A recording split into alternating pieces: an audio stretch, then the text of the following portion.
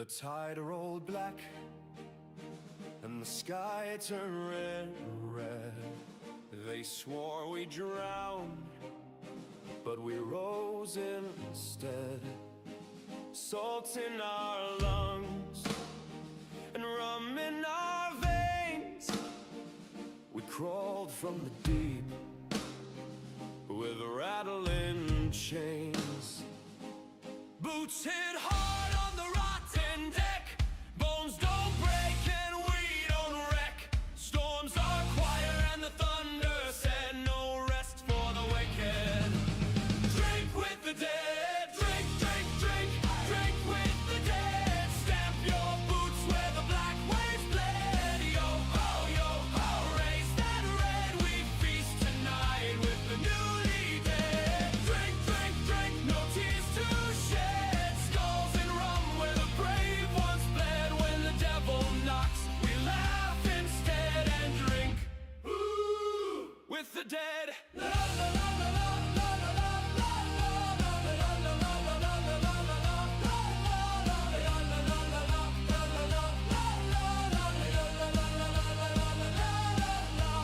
Lanterns swing with a corpse-like glow. Green flames rise from the depths below. Your prayers won't save you, cross or crown. The sea shows mercy to none, it drowns. Gold means nothing of bones like mine. We drink to the deep, not silver nor shine. Hear that hull with its hollow breath. That's the sound of a ship crewed by death. Drink, drink, drink, drink with the dead. Boot to the plank till the deck runs red. Yo ho, raise that red. We sail the dam where angels tread. Drink, drink, drink, no tears to shed. Laugh at the gallows and break that thread. The sea took all, but we rose instead. So drink, ooh, with the dead. No chains of hell, no heaven's plea. The tide itself awaken me. No throne of fire, no crown of lead. Just drums that awake the restless dead. Now every soul that the ocean claims joins our crew in the roaring flames. No heaven's light, no holy thread. Just rum and the restless dead. Drink, drink, drink, drink, drink, drink, drink, drink. Drink with the dead. Stamp your boots where the black waves bled. Yo ho, raise that red. We don't die, we rise instead. Drink, drink, drink, let fear be fed. Call our name when your blood runs red. When the storm rolls in and the bells all toll, we'll drag you down where the black waves roll.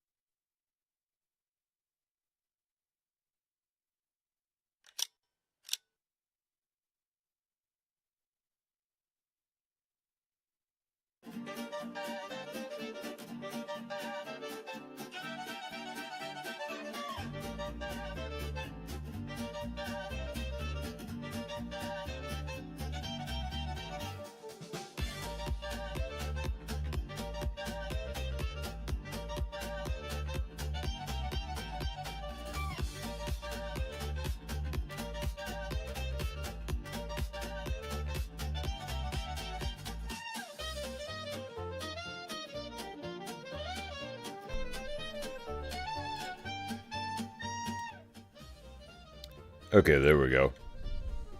Ooh. Okay, there we go. Perfect. Ahoy there, one and all. This is your captain speaking, coming in at you live in your local airspace. Happy weekend to everyone. Hope everyone is doing well. And I hope you're taking some much needed rest and relaxation, as well as reconnecting with a few mates. and I hope that your day's been going well. As for me, well, can't really complain too much. Just been taking care of some stuff in the background. Weather's been good for the past 2 days, so, I mean, not bad.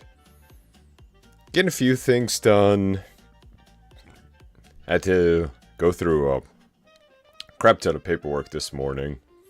So, now that I've finally got that out of the way, I could just sit back and enjoy a good drink with the rest of you here.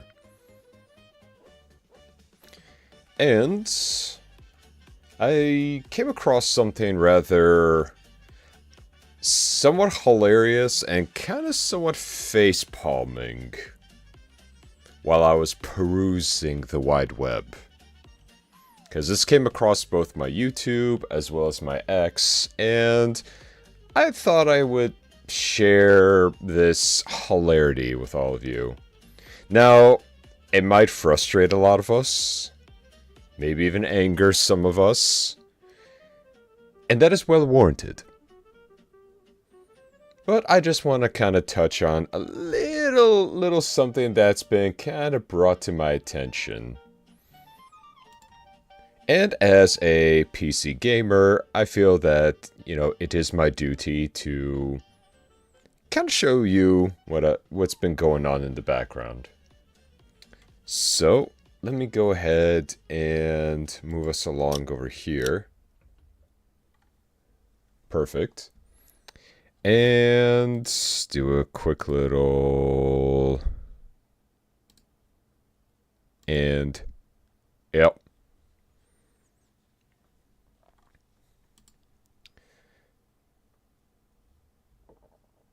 Let me put this on.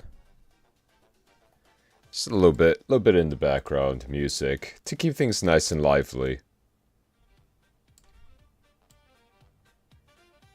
And there we go. Perfect. So, even though I no longer buy from them, I thought this was actually kind of interesting.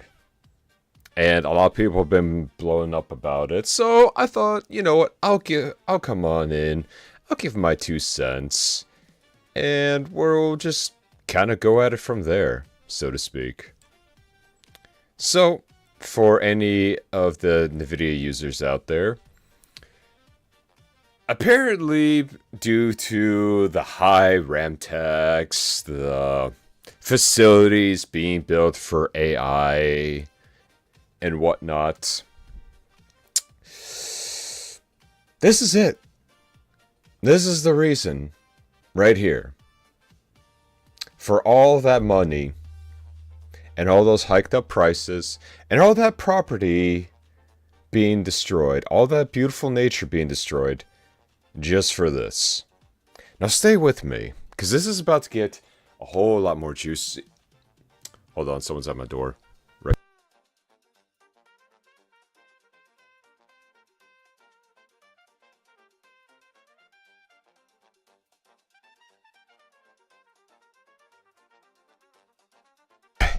Okay.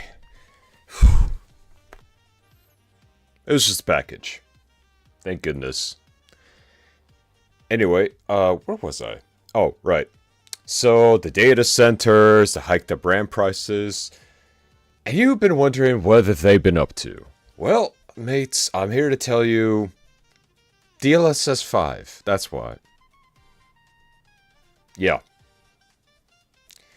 Now, with DLSS 5 and how it's looking, first of all, horrid. Absolutely horrid. But don't worry, I'll get to it in a bit. Let me see if I could blow this up a little bit more. There we go. Okay, maybe not too much because I feel like I'll be in the way. Yeah, this is good. This is good right here. So they've been coming out with this brand new upscaler, which I found actually kind of hilarious, the amount of titles people have been putting for it. Not even calling it DLSS 5, more like the YAS filter or the AI slop filter. And everyone's just collectively just been really hating on it. Even developers, creators, artists. And for good reason.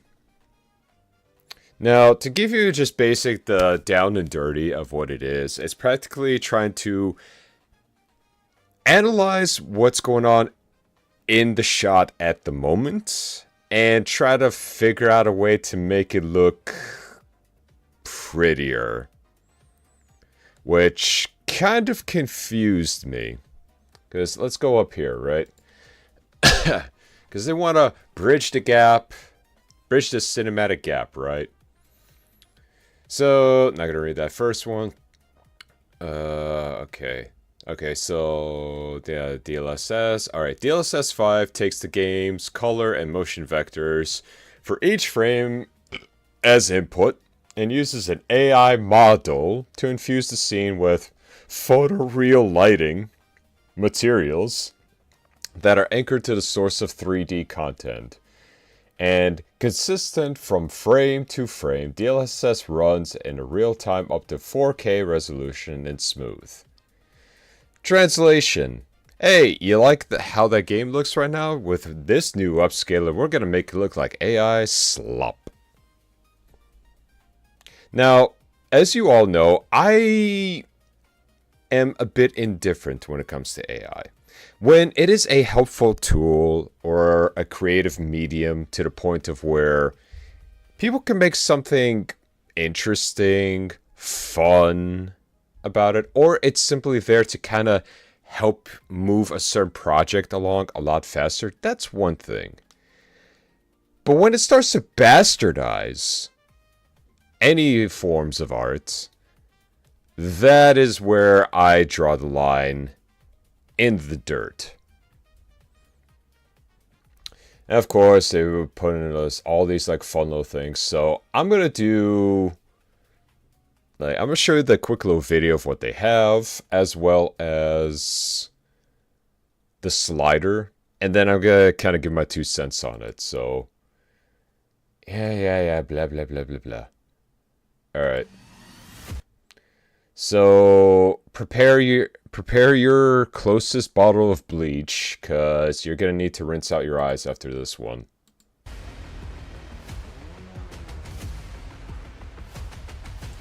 I just want to make sure it's up to the highest. Ew, why is that at 360? No, 1080. Jeez.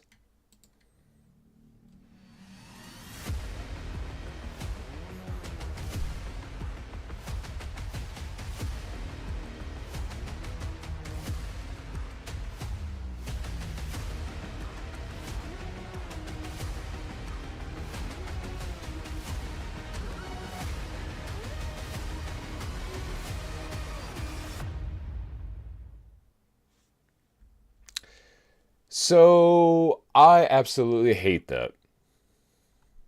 I absolutely hate it. With a burning passion. But, don't you worry, we also got this fantastic little slider right here. Let me just... Okay, a little bit lower so you can see the full thing.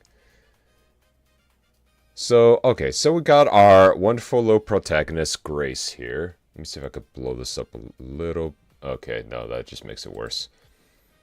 Alright, so we got Grace right here, right?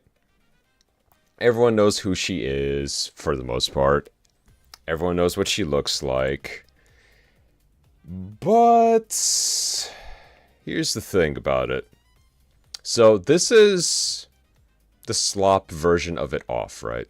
So let's take a moment and try to, take everything in.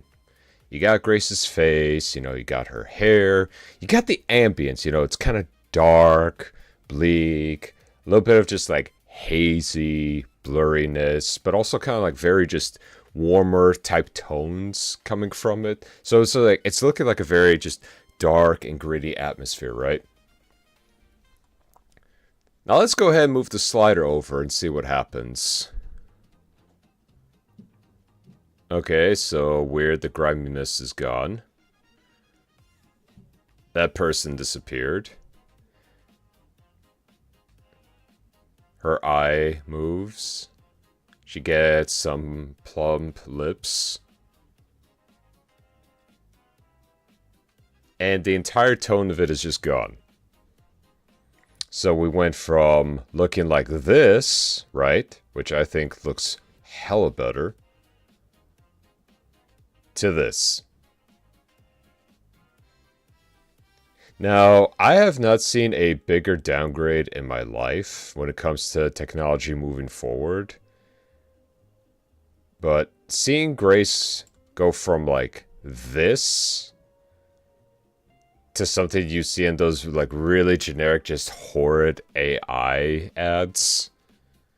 Like, you know, this right here, done by people, right? Crafted. Artists, programmers, motion capture, everything just put together in a nice little bubble. Now let's go ahead and just throw a big can of just AI on it. This no longer looks like Grace.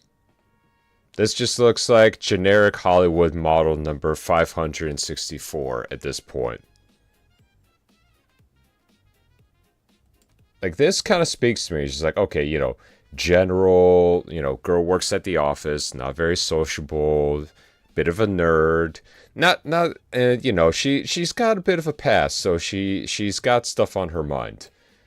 To Hollywood actress with a shit ton of makeup and just filler.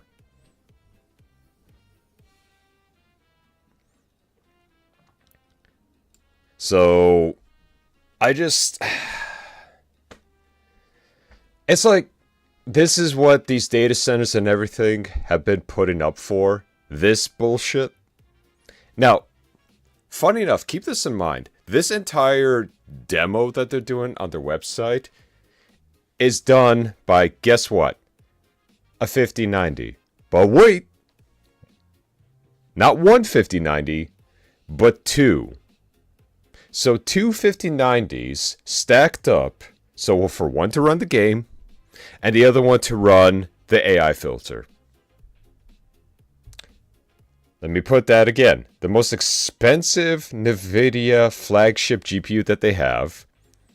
One is required to run the game. The other is required to run the DLSS 5. Last time I checked, that thing ain't cheap. And it's already bad enough you're asking an arm and a leg for one. But at this point in time, to have two to even run a demo? You must be out of your freaking mind.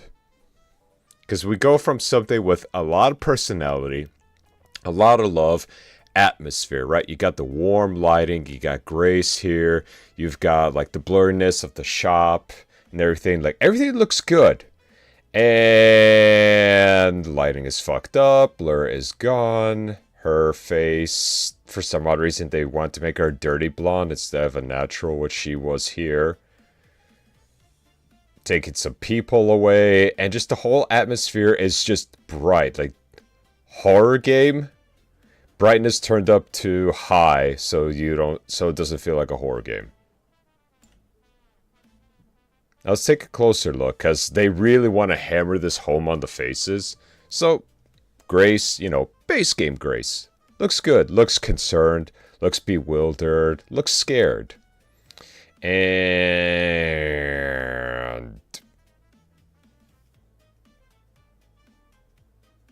like, natural tone, like really plasticky face.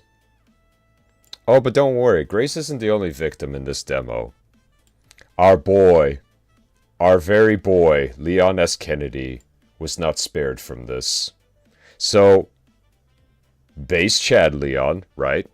He's got the look, he's got the swag, he's got everything. He's got the class.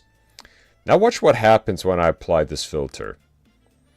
And for some reason there's more light. It took away a lot, and it kind of looks like he's staring into an Instagram camera instead of there being natural lighting. So, good display of lighting. nice art style, right? And I'll touch on style in a bit. AI filter that's usually created by somebody.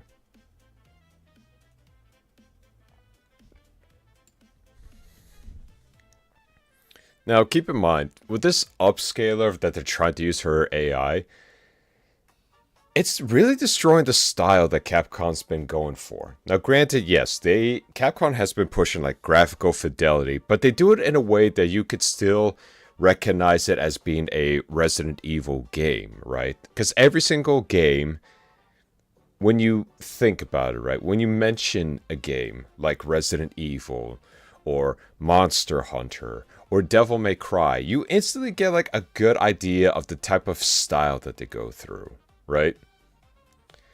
But when I see this happen, it's like even the fur right here is lit up a little bit too much.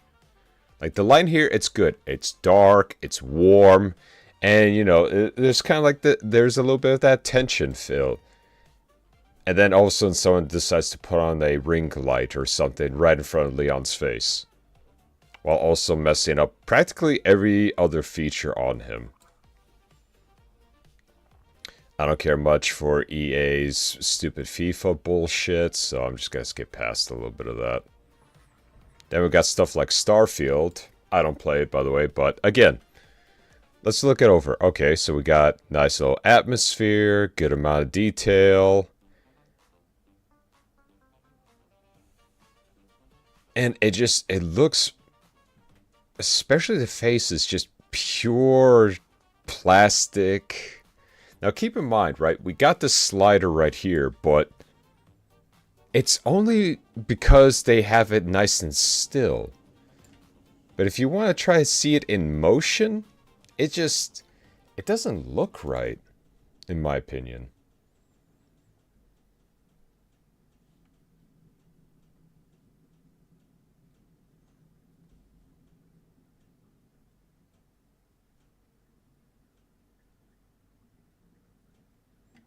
Like, I don't know about you, but it's always something, it's a kind of style that we have been familiar with, and the type of style of AI that we have come to reject heavily. So seeing something for a game going from, okay, actual style to being AI generated, this is a downgrade. I mean, granted, Starfield isn't the best when it comes to animations, for one thing. But... oh, sorry. Hold up. There we go. But, just... I don't know if it's just me, but just seeing the change, it doesn't... The thing that they're trying to do is try and make things pop with more lighting, and to me... this more of a natural take is a lot better than this. Also, what I've also noticed is just that they said that the lighting is better, right?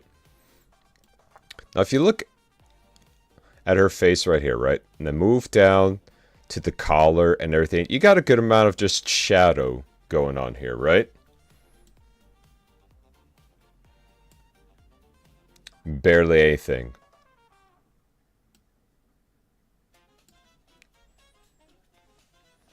And they're really trying to push this shit forward. Like, I could tell this is a game. And then someone who decided to make an AI image of it. I mean, hell, we even got stuff like Hogwarts Legacy. So, no filter? Filter. Like, the light and everything, it touches up nicely. Looks like he's in a wax museum. Oh yeah, this one was an interesting representation that I saw. So, elder woman professor, right? Not too bad. It's like, pretty good, right? Hogwarts style. Now apply the filter.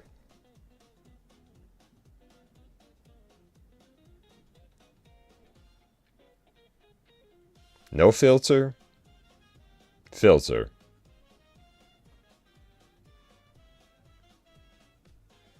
Because they try to say, oh, we're trying to make everything pop more. I like this way fucking better than all this. Because everything just feels too constant in terms of, like, the lighting tone. Like, you got her clothes there being nice and brightly lit up, right? You got the wand, it's kind of giving off some light, and you're seeing it happen, right? And the door behind her is dark. Why the hell is it all of a sudden even brighter on this one, and I'm seeing almost no, like, shadows and everything else? It's just... And this is what these data centers are being made. This is why the RAM prices have kept going up higher. It's just this crap. Now let's take a look at something that's a bit more atmospheric, right? So no DLSS. This looks pretty damn good. You got some dark spots right here, warm area all around, vegetation. Looks great.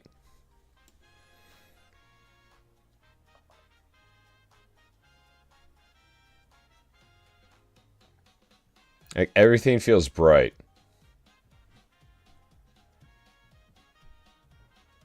It's just the brightness has just been turned up a notch.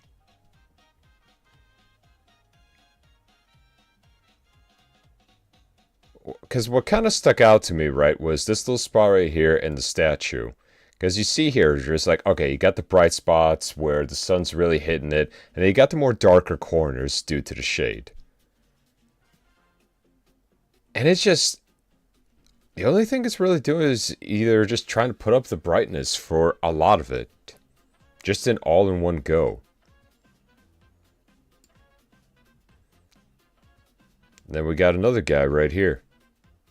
No filter. Filter.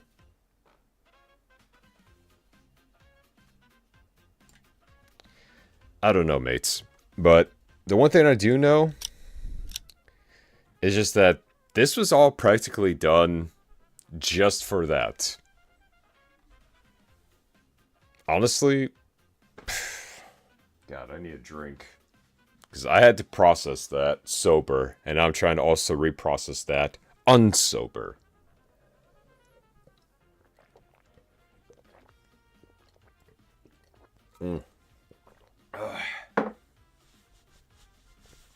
That's better.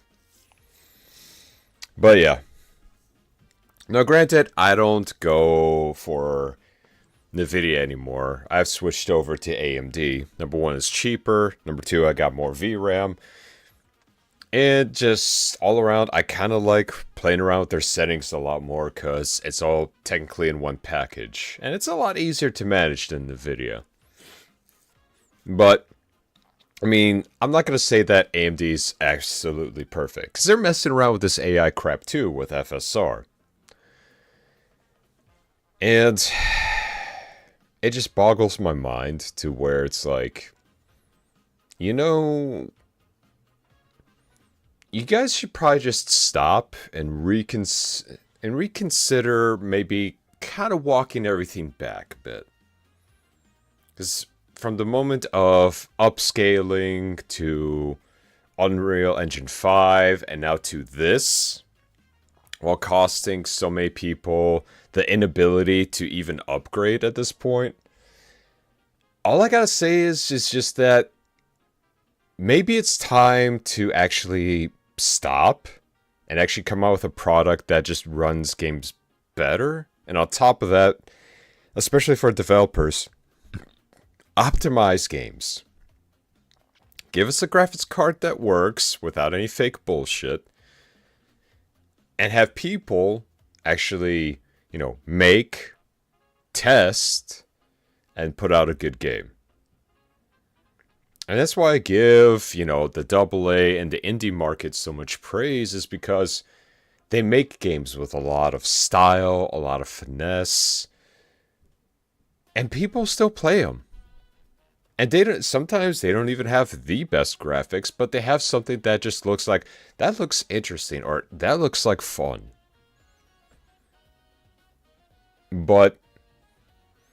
this whole obsession, right? This whole obsession of we're trying to replicate reality. And I just go outside at that point.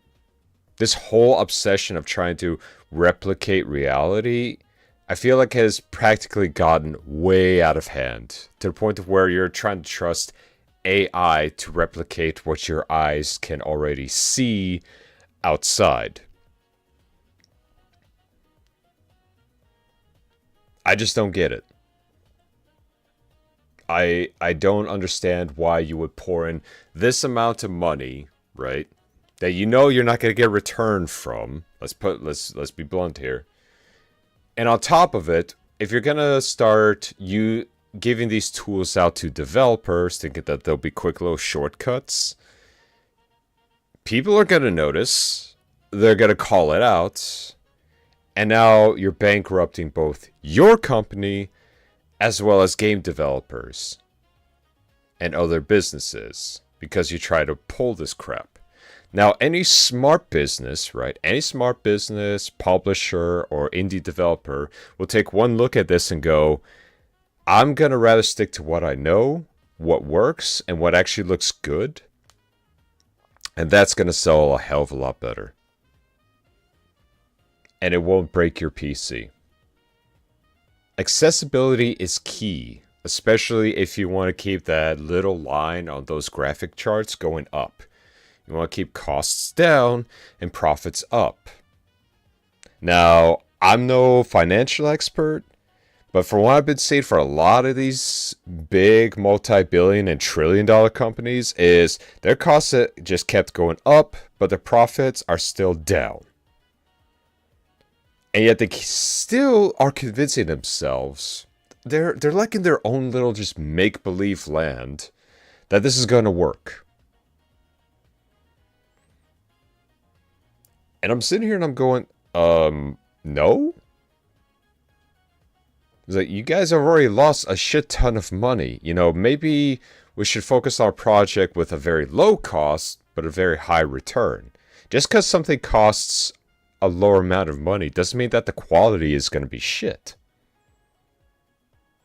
I mean, it's kind of the same way whenever I go out shopping, you know, for clothes or something else. I'll look at the price tag and I'll see, oh, this nice breathable shirt for the summer, right? No real big branding on it. Just, you know, a nice solid colored shirt that breathes. Because I tend to sweat quite a bit in hot weather. That's why I like the cold so much. And I'll look and I'll just be like, oh, you know, it's like $5, maybe $7. Or sometimes, depending on the fabric, like 10 to maybe even 15. Which isn't too bad. Especially if I really like the design of the shirt. Only to find something of either the same or even a quality that I particularly don't like. And you're paying for the brand, like a $60 shirt.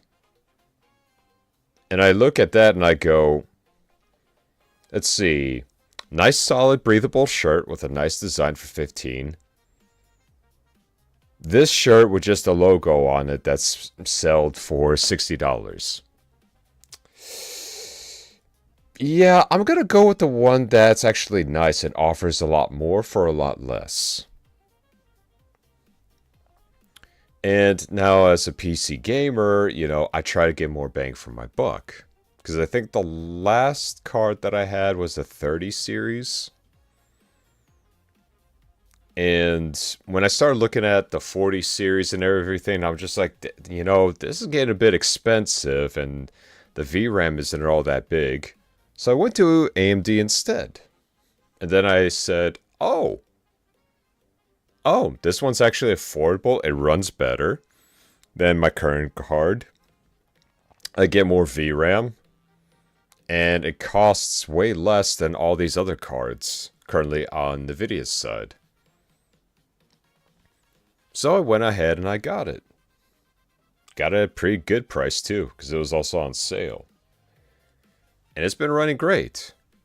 Well, I mean, considering that I may have been tweaking it a little bit, so I know that every now and again, you know, I would get a scuff here and there. But, you know, that comes with a new graphics card and just try and play around and make things work. But I take one look at this and I go, this is their big reveal on all that money that they were spending on both property, RAM sticks, manufacturing, advertisement. I mean, the list goes on, right? But you get my point.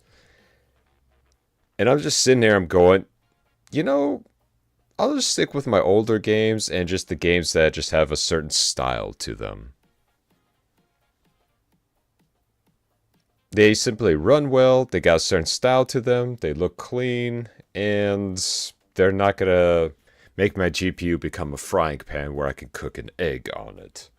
So, yeah, there's that. So, but yeah, that was just my little thing that I wanted to share with all of you that I found to be hilarious.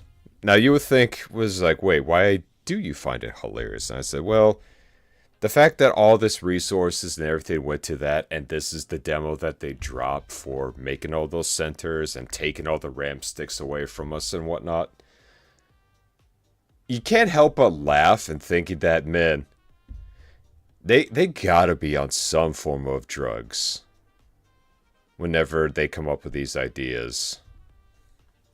Hell, at least drugs back in the 70s and 80s made for some great music, but whatever drugs they're taking now, all creativity is out the window and all that is left is just brain-dead decisions.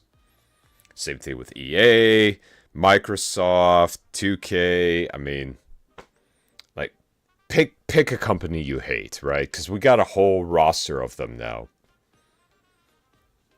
And it just... I don't get it. Maybe us who have been pointing it out, not just myself, but, you know, like other YouTubers and everything else, other VTubers, other streamers have been pointing this out as well. And it's almost like we feel like we're just living in this crazy world that doesn't even feel real anymore, based on these decisions alone. I get it when you're trying to implement a new technology and it's trying to be for the future, but you have to look at it as something that is an upgrade, right? May not always be received with opening arms at first, right? I mean, we could go as early back as horse and carriage to the automotive industry. Not everyone got a car right away, right? No one was forced to. But the appeal became relevant because they showed what it can do properly, right? They showed the actual benefits behind it. And that's what a consumer really wants. Do I want something like this? How is it going to actually benefit what I get from it?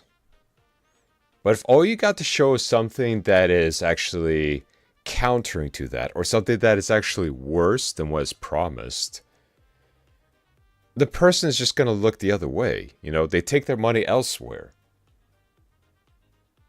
And more consumers have been wising up to it. You know, they don't just take what the fucking CEO will say to heart and just be like, oh yeah, they'll promise this, they won't lie to us. No. Especially us gamers on PC, hell, even on console, we've been wising up for quite some time. We've been doing our research. Why? Because there have been people who have been catching it early, that have been sharing it, and then there are those who have been burned by trusting the word, and then they're sharing their stories from it.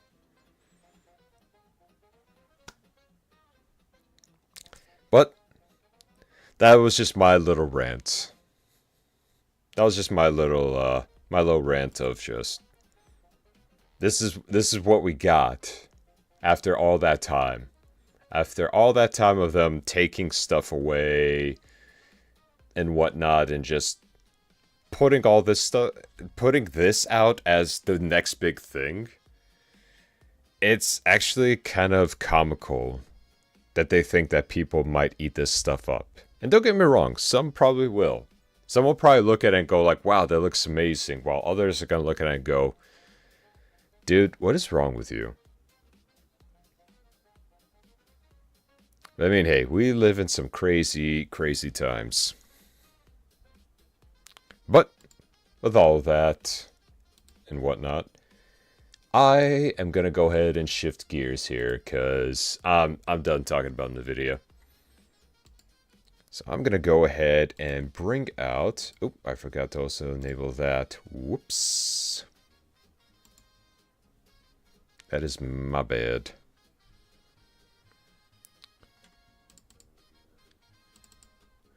Bring this up. Also, Blibby, can you say something for me? Anything? Okay, awesome. You haven't been drinking too much, have you? Have you been drinking too much? Okay, good to know. But yeah, that was just my little rant for the day, just to kind of show you all what's been going on in the video game background. And well, sooner or later, these corporations, they're gonna find out just what the hell's going on, and that, hey, maybe we should actually think this over before we try to spend billions of dollars on stuff that no one's gonna buy.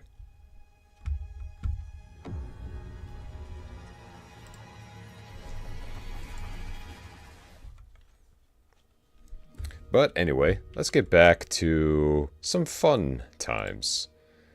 Give me just 1 second here. Where are my options at? There it is. And...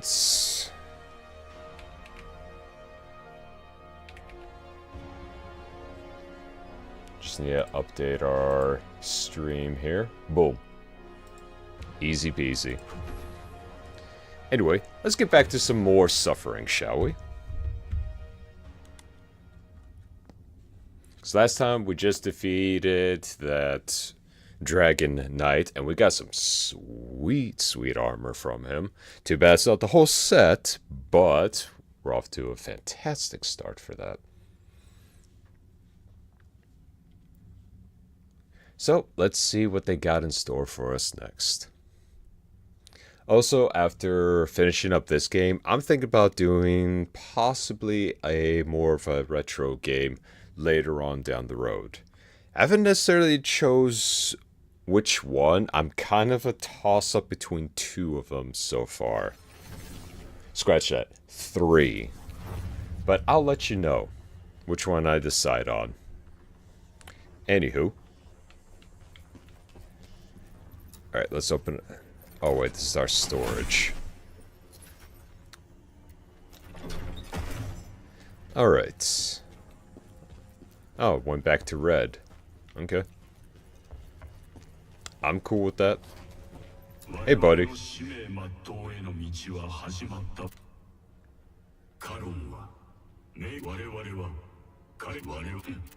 Okay, so it's the same one.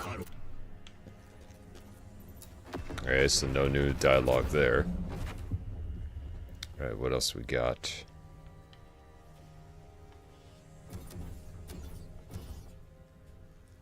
Okay, that'll work.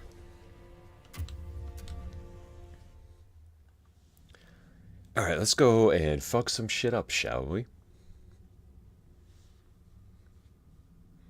Oh yeah, also yesterday after I was taking a break from work, I actually ended up finishing AI Limit through the second playthrough for the true ending, and let's just say that was a roller coaster of emotions that I had to go through in terms of steps to get to them. And luckily though, Shirley, the girl that we meet up at the camp, she lives. Actually, she lives in practically all the endings, but I honest to God, at the rate at which it was going, I thought that they were going to off her. I was so glad that they didn't.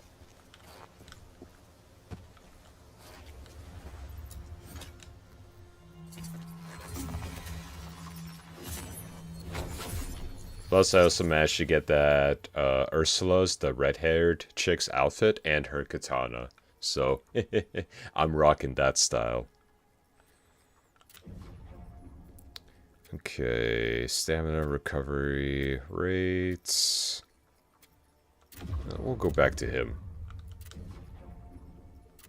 No upgrades, memories. Okay, we got nothing for that.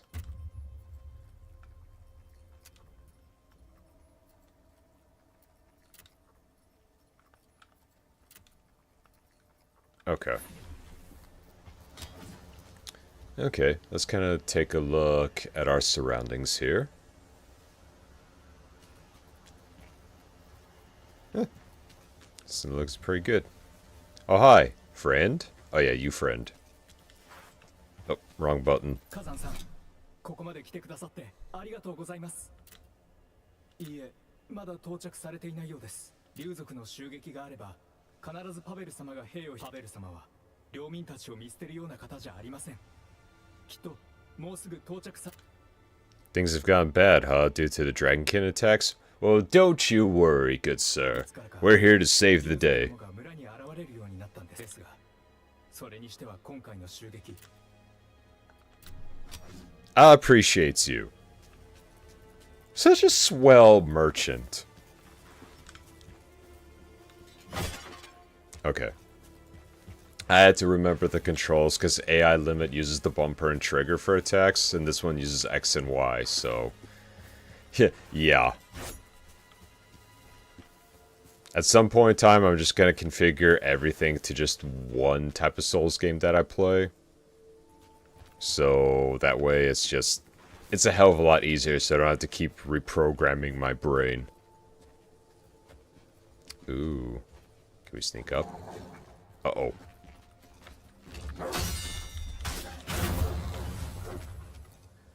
Here, boy. There you go. Actually, can we... nope, we don't have anything to upgrade. Oh. That looks like fun.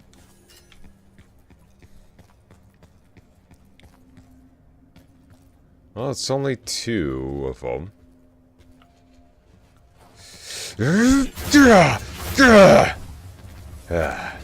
Oh, crap! Oh, what is that? Oh, God, it's disgusting! It's disgusting! Oh, oh, oh! Oh, that is horrifying! That is worse than a mimic!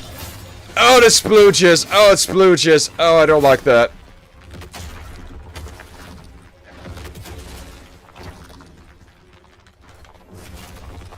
I don't like that it splooges.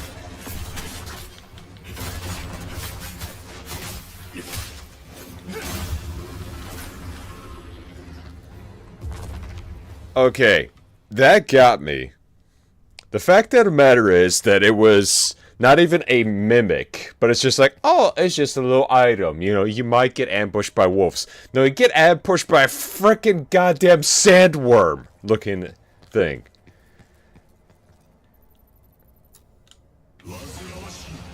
Like, damn, dude.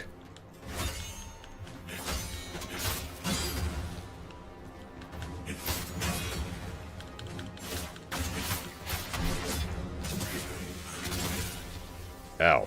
Okay, you hit hard.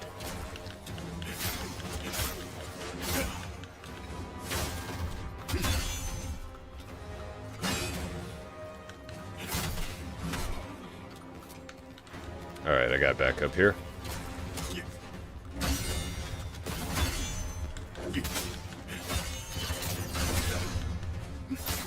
Nice. And some damage. Really doing some damage.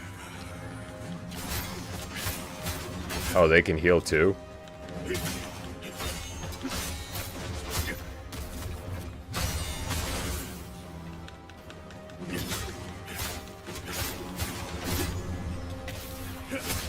Let's keep the pressure on.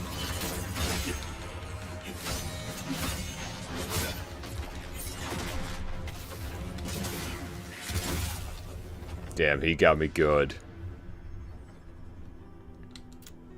So close, too, but he got me good. Alright. Let's head back here and go at it again.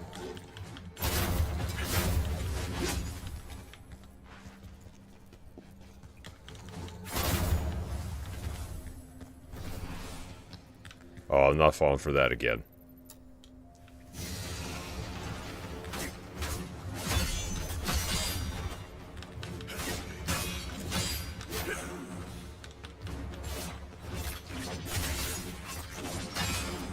I want those moves.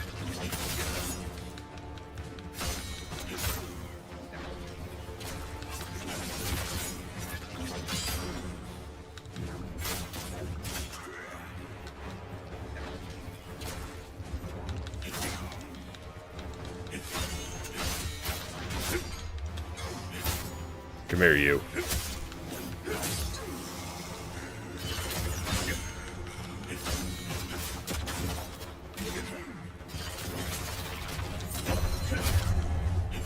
Not today. Gotcha. Ooh, we got some good stuff from that. What kind of ring did we get? Defense. You know what? I'll take it. We got Hunter's Gauntlets.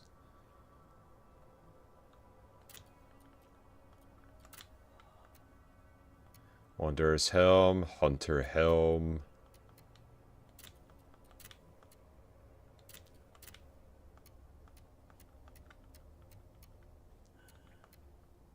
Yeah, no, I'm keeping the Fawn Lord's stuff on. Thanks, but no thanks.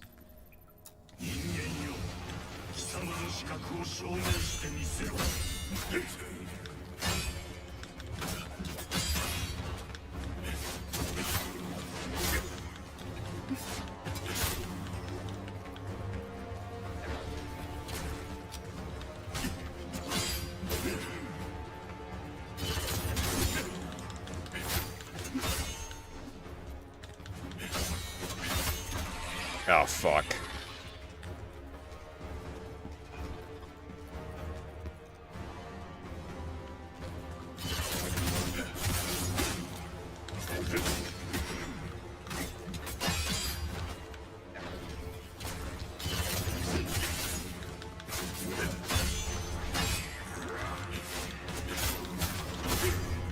Come here.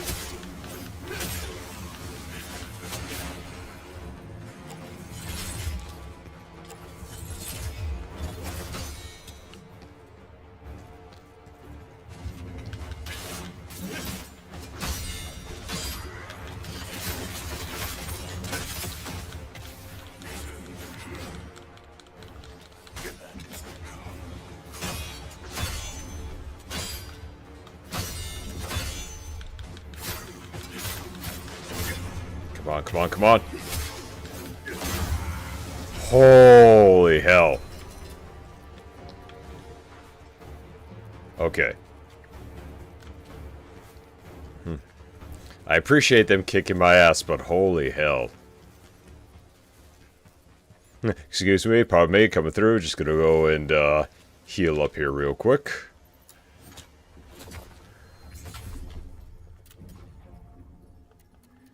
And I want to upgrade. Yeah.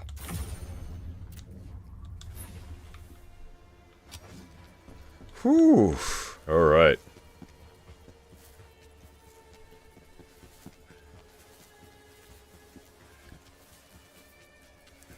That is not a cave of wonders. That is just a cave of straight up pain.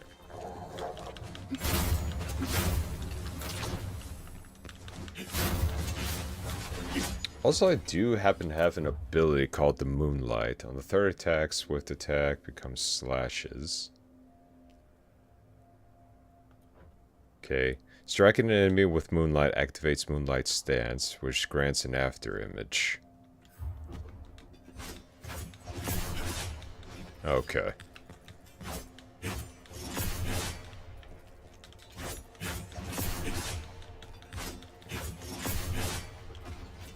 Okay. And Moonlight Stance lasts for 15 seconds. Charge while in Moonlight Stance. Increase stamina recovery rate while in Moonlight Stance. Dodging while in Moonlight Stance.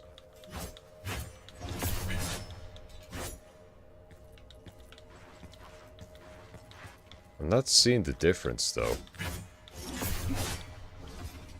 Am I missing something for that? Third attack of a swift attack becomes slashing skill. Moonlight. Striking an enemy with Moonlight activates Moonlight Stance. Oh, okay. Good to know. Okay, so these fallen guys are kind of like the ones from Neo. I could farm them as much as I want if I want certain gear. Oh shit, they even have more. And a bear.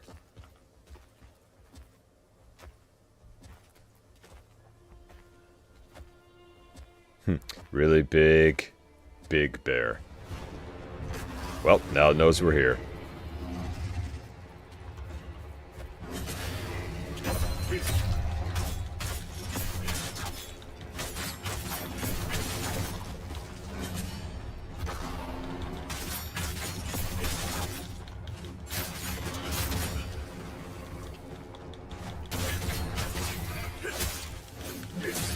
Alright, I like the Moonlight stance.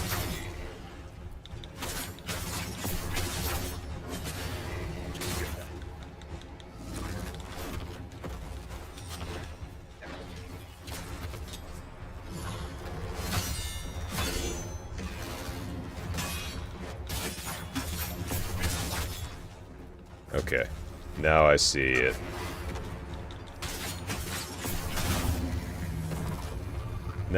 Now I'm picking up what you're putting down. Now I see it.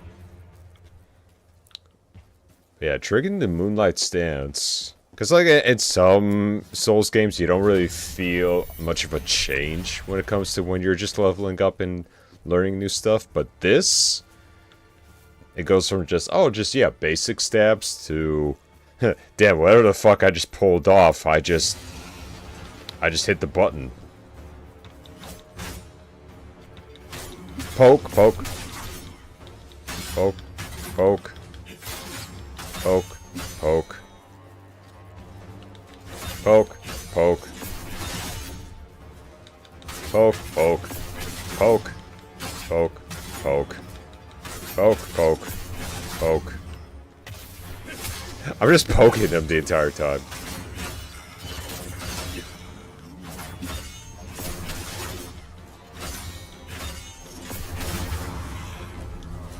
That was honestly a lot easier than I expected. Holy crap. Okay, next one. Ah, it's you again.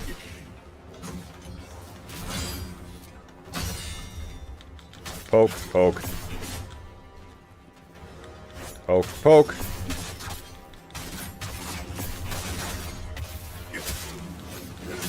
The poking method will always work.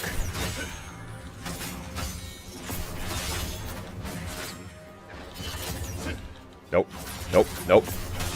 You're not allowed to do that. Only I'm allowed to do that.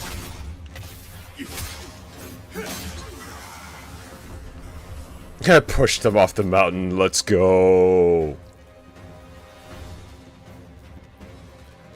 Huh. When in doubt, just poke it out. That sounded a bit naughty. Ooh. Huh. Frog. Unless the H is silent. Nope, frog. Damn, there's a lot of these things around here.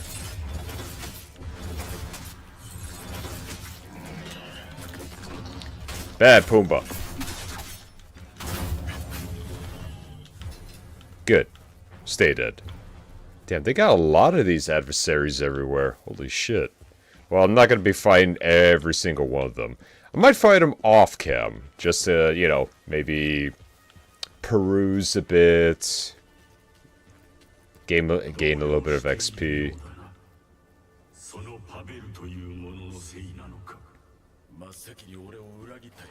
This is the first one to betray me. He will pay. Okay. Nice and careful.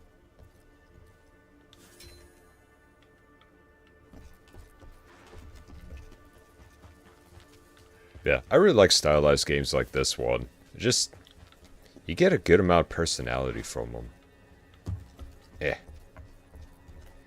And,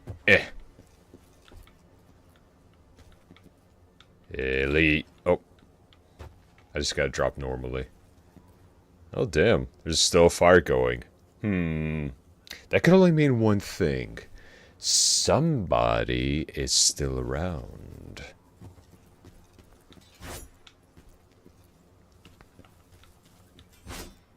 Had to make sure he was dead. Please, no more worms. And no, I was wrong. God damn. Nasty little. Fuck you!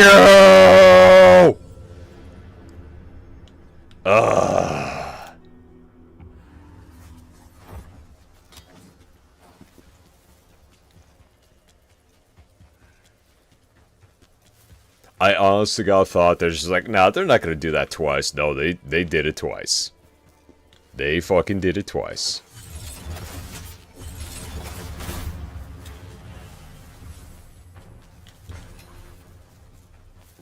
Sorry, Pumbaa, I ain't got time for you.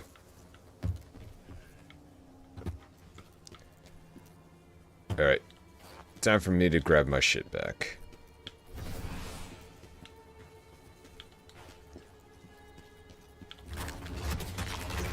Yeah, that's what I thought.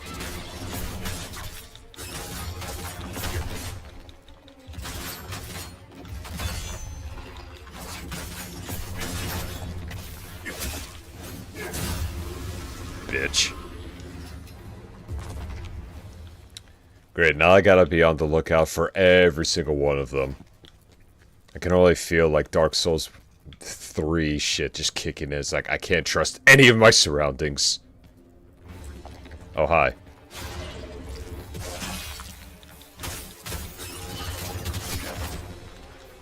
Alright.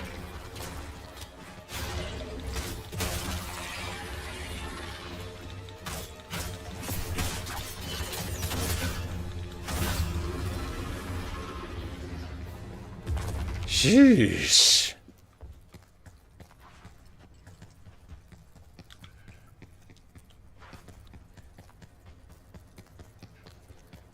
Good thing we try to get at him from behind.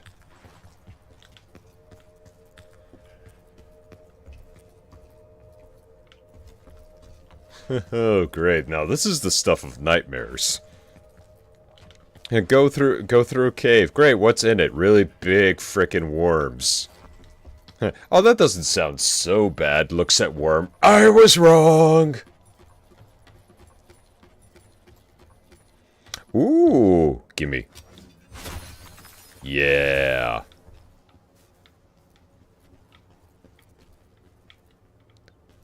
More bloodstones for us. Make us a little bit more badass. I could only imagine if I go through this for a second playthrough, either doing this on the hardest difficulty when you got a good amount of levels going, or doing it on just the easiest fucking difficulty and just absolutely just mowing everyone down. Alright, so that way is progress. So we're gonna have to go through the cave. I will say this much though, everyone's got their own difficulty, but sometimes, you know, it's actually a little odd. Sometimes it feels almost refreshing, like, you know, when you played a really hard shooter or hack and slash, and, you know, you just barely made it with the skin of your teeth, and then you go back, you play it on an easier mode, and it's just like, Man. It's like, this is actually kind of refreshing. You gotta come here? Or am I gonna have to come to you?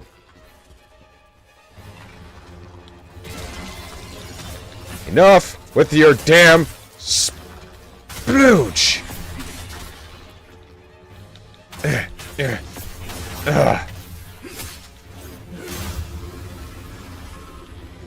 Yeah, disgusting.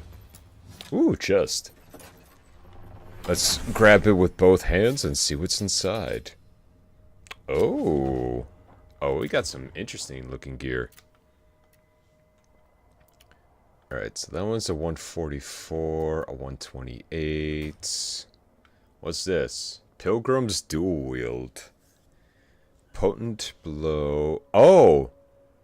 This one goes with the necklaces that we have. So, Necklace of Fate. And then... not that one. You know, let's give it a shot.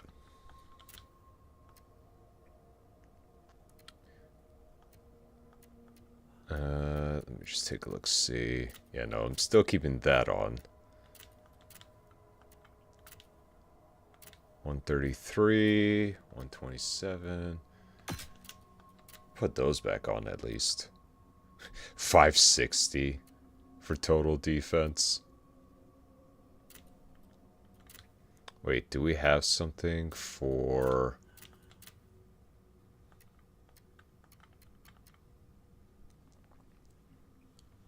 Ashen Wolf Paths? Apparently we got something for... oh, we do. Defense is a lot lower, but what do we get? Potent Blow, damage increase. Oh. Okay, that might not actually be too damn bad.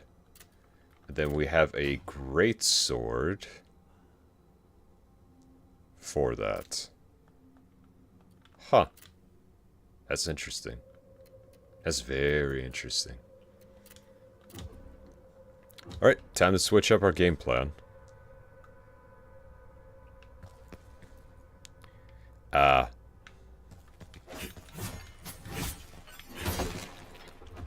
But we don't have our spear.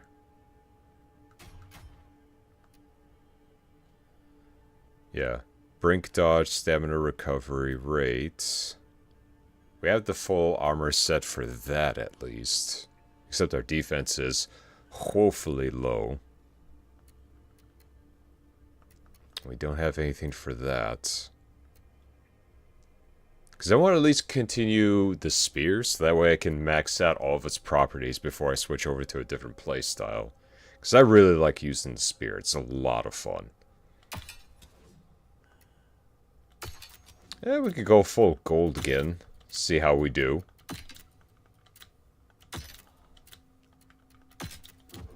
Unless we get completely one-shotted, then we might have to rethink our strategy.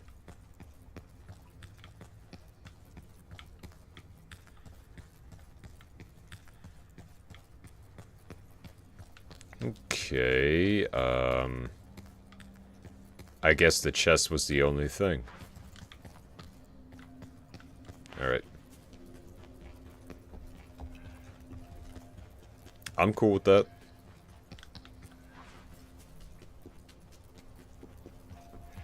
I am 100% cool with that. For the Emperor.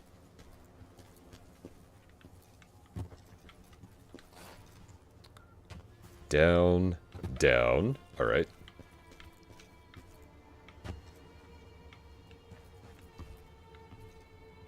Oh, the music's actually getting quite nice. Oh, cutscene.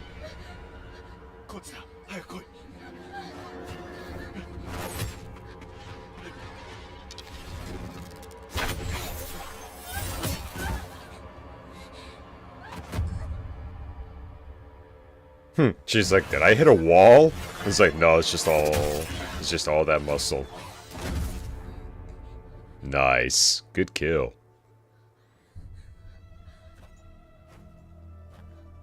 Do not fear me, child.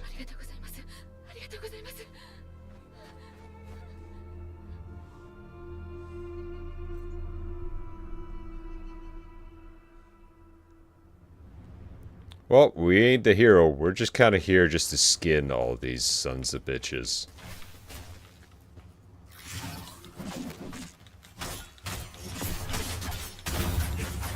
Holy crap, that moonlight stance makes me go through this quicker.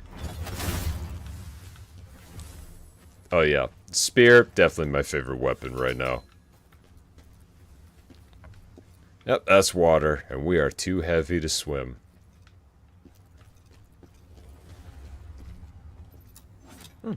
Definitely gives me kind of a look from the Netherlands. Very Viking-esque. I like it. Alright, let's see what we got. Perfect. I usually like spraying out all my points because, especially after like the first playthrough, whenever you get all these weapons and everything else, it's fun to experiment.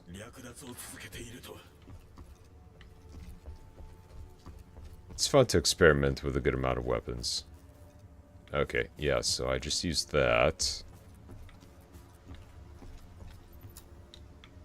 Unavailable at this moment. Okay, well, fuck me then.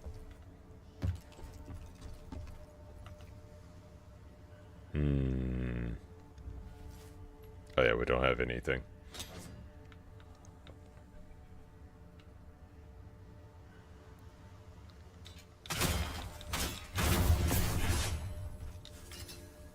Not our most graceful landing, but it'll do.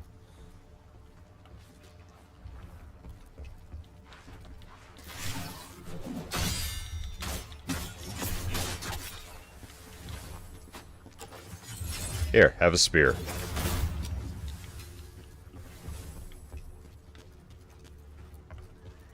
Come here, you. Poke, poke, poke.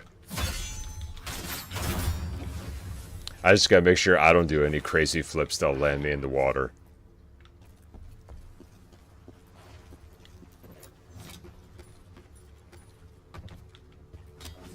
Definitely a change in atmosphere, though. I'm feeling that it's getting behind a very Viking-esque type of aesthetic, and I'm all for it.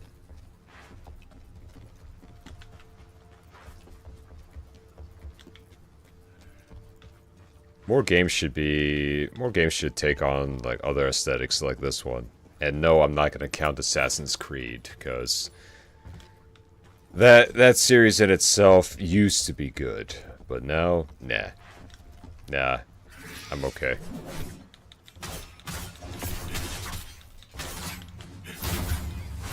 Ooh, yeah. God damn, these things are everywhere.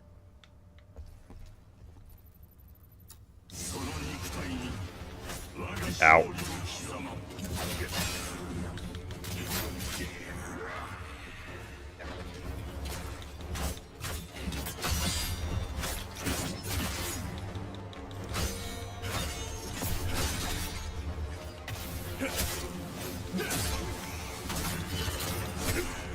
Oh, you're not escaping me, bud.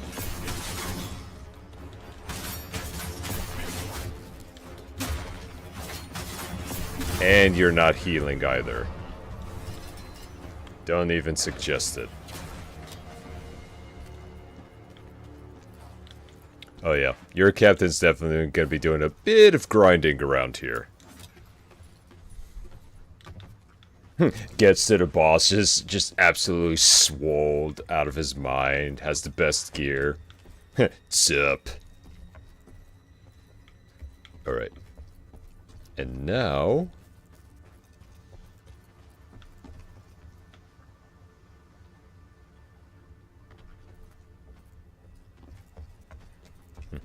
I kind of want to let this guy be. He's just enjoying the nice ocean view. The air is nice, clean, and brisk. Not a care in the world. Just living out his day. Just taking all of it in. Shame, though. I really need the points. Oh well. If you didn't slaughter all these people, you know, maybe I would have let you live. Maybe. Oh, hi.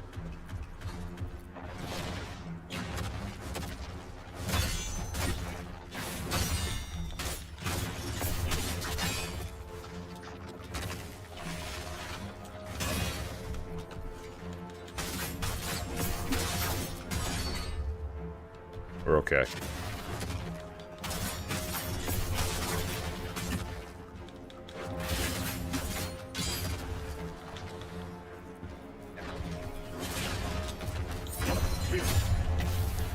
Get countered. Oh, I'm getting better at that. Oh, he angry now.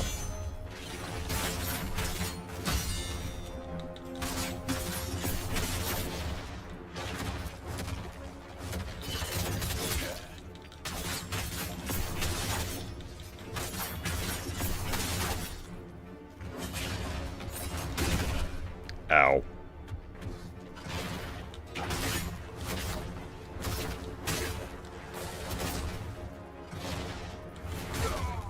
Fuck. Okay, that hitbox is a bit much. We almost had him, though.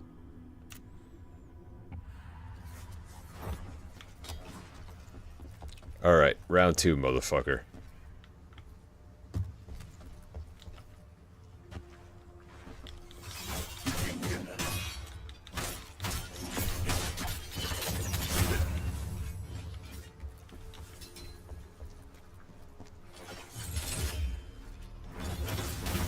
You put that shit down.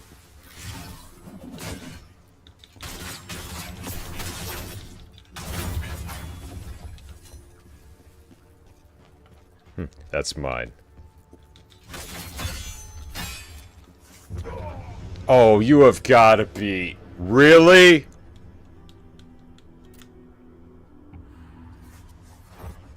That little ledge you slipped off. Well, there goes a whole bunch of points I'll never get back. Well, now I gotta take my anger out on you.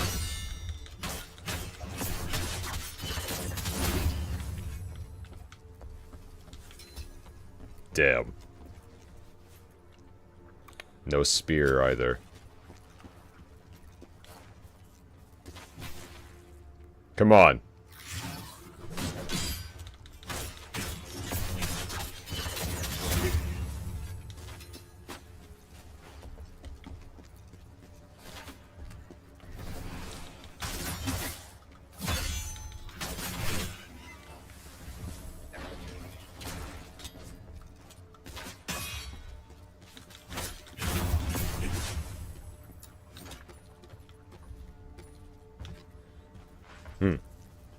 Y'all got me a bit miffed, so I'm gonna have to kill you now.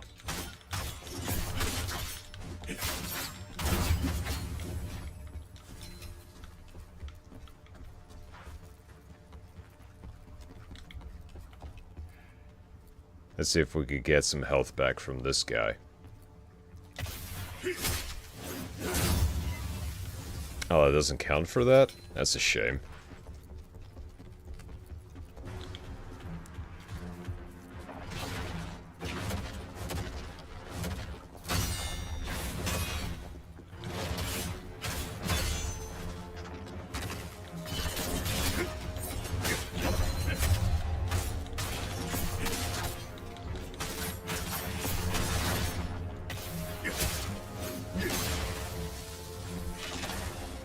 Oh, sure, he doesn't get to fall off, but I do.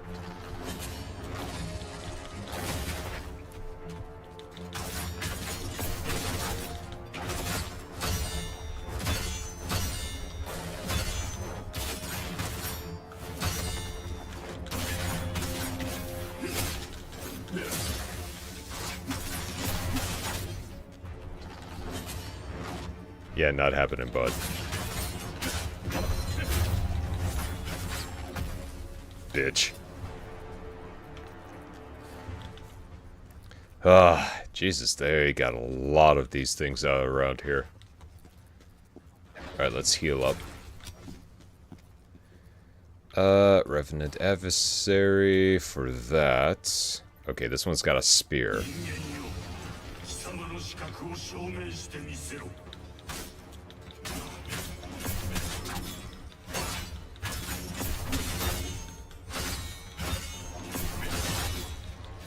What if we could push him into the water? Nice.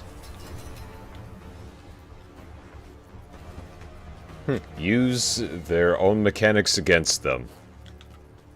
That's how I roll.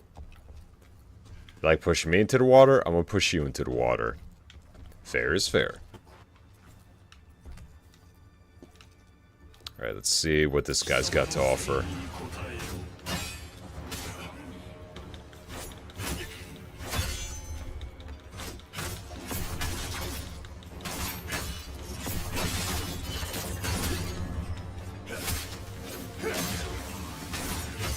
Oh, you're in a bind now, aren't you?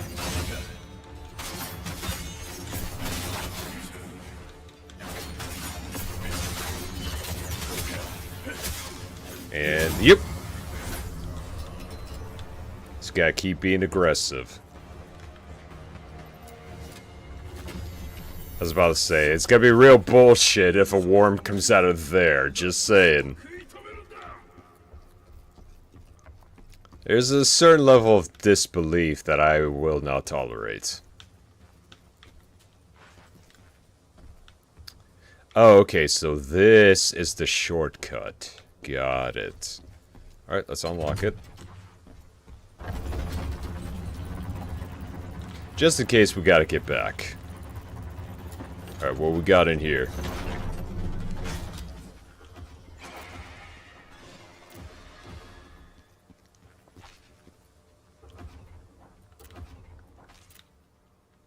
Seeing how we're not using those. Excuse me, I was in the middle of my menu! Bitch. The fuck are you looking at?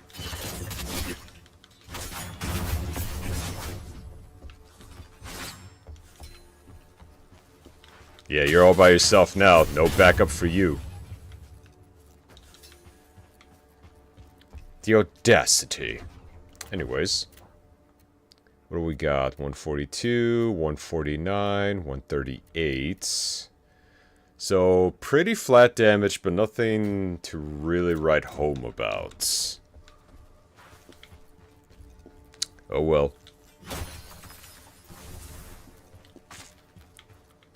Yeah, I guess, I think I've always mentioned this before. I do kind of prefer these more like semi-open world games to just playing out open world. Just, I don't know, it almost motivates you to explore every nook and cranny. Javelin can be used to interact with various terrain. Oh, damn. They're giving us new ways to kill as well? Ho ho, baby. Wait, do I have anything in my inventory to give me that? Use to upgrade spirit advocacy, removes flame burning effects, citrus cleansing. I love that. Temporarily increases stamina recovery. Consumes 3 spirit gauge unit to restore. Oh, okay. Resistance to fire. Explodes when thrown, dealing continuous damage. I do want to try that out. Hold on, let me see if I could go kill something. Just to get a charge back. Oh, right. Well, we still do have all of these little bad boys around here.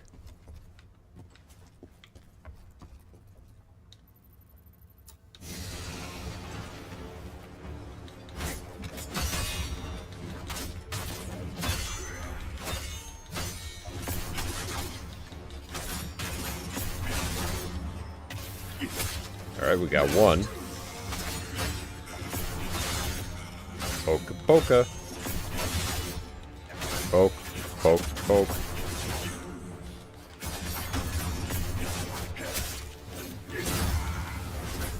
There we go. Now we got enough charges. Time to go back.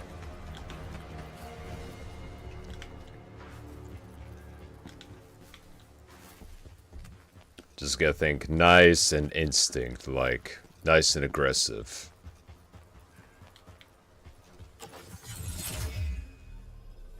Yeet. Okay, that was pretty funny. And pretty damn satisfying.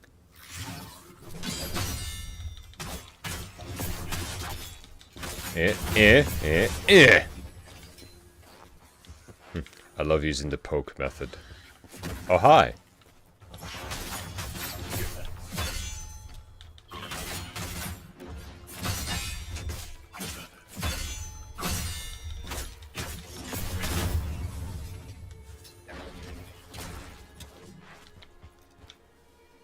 Anything over here?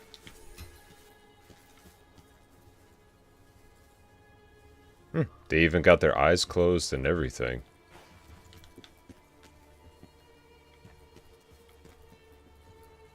Ew.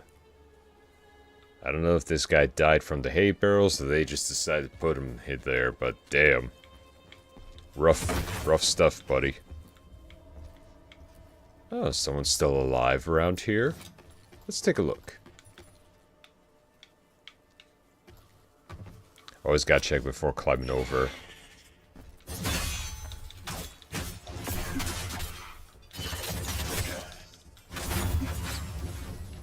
I love these abilities. They're so much fun.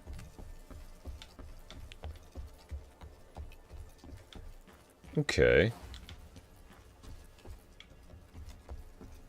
Ooh, someone's been making some steak on the grill.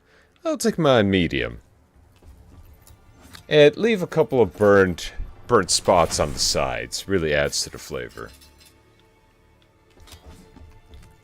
Wanderer's leggings, cleric's rings. Max stamina. Yeah, I'll take it. Stamina recovery rate. Ooh. And lightning resistance. Why do I feel like I'm gonna need that? Alright, what else did we get? Nothing too crazy. Random attributes, unscathed, stamina recovery. Yeah, I'm gonna put this back on. Enraged attack, plus 10. What else we got here? Oh, against Dragonkin damage is plus 10. Huh. Right. Do we have anything else? Hunter's Vest. Hunter's Helm. Wanderer Leggings. Ashen Wolf Pants. Bandit Pants. Volk Pants. Bandit Pants. Wanderer Leggings. Nomad Garters. Wanderer Shoes.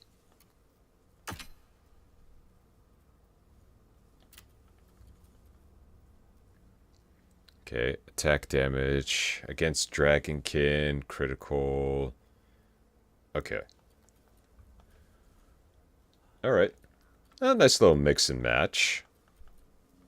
Nothing too bad. Oh, what kind of... Alright.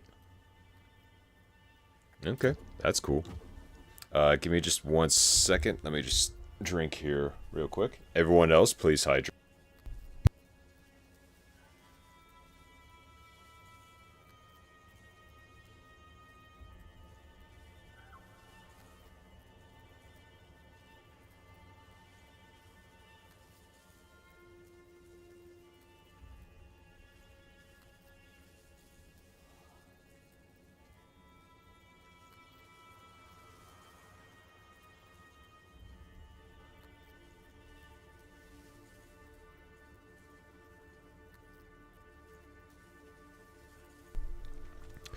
Okay. And we are back. Ooh, there's a shiny down there. Which always means there's also a twap Might be a twep down there. Call me crazy, but I think there might be a twep. Now I just look like I'm out of Skyrim. Which, you know what? I don't hate. Too bad we wouldn't have a move like Force One Daw. Oh well. Let's see how much damage we could do against you now. Ooh.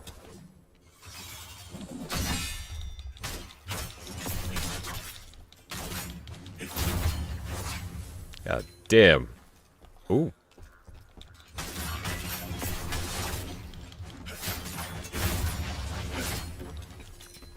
Yeah, the one thing I really like about the spears is like the heavy attacks just keep them staggered constantly.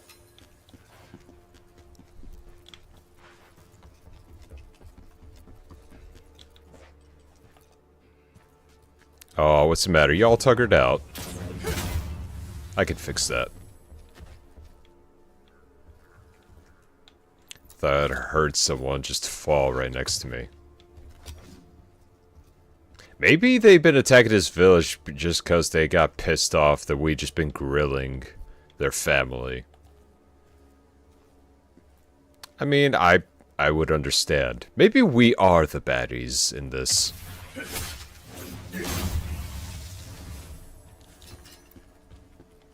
But damn it, give me that freaking skin.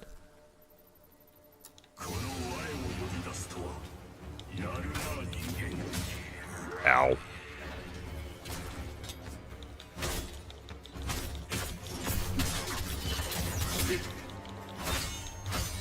Can't give him an inch.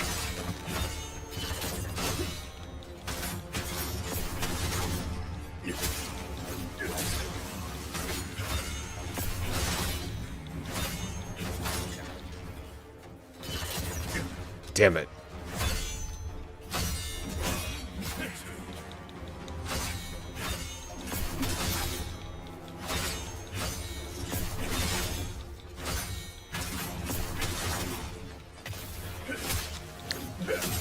Do me a favor and die.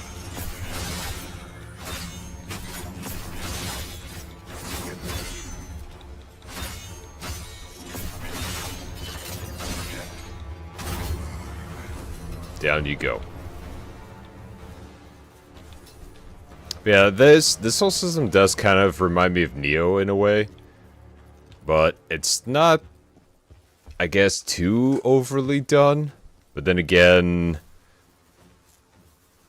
there are a lot of these revenants around here. Nice. Ah, shut up, you. Sounding the alarm bell.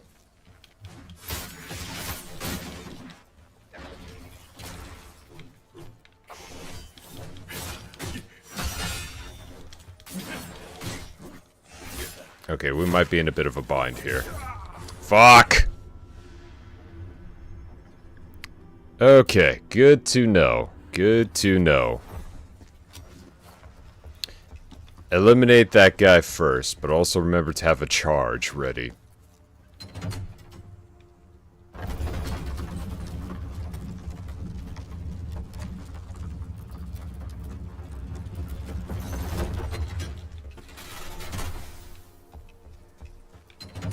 And we'll just send it back, just to be on the safe side.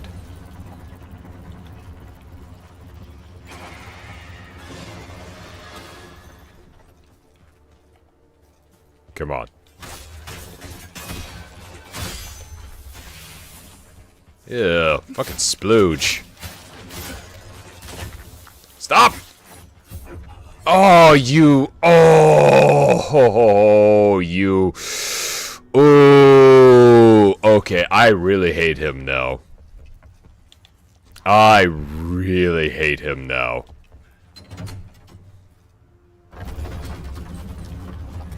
Okay, those little fucking bastards need to die.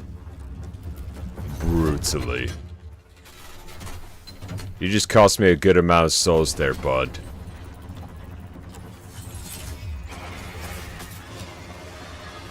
Oh my god, how did that not do enough damage? Come here.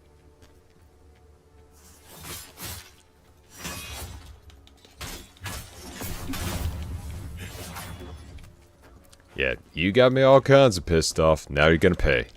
Especially you. Come here. Alright, who's next?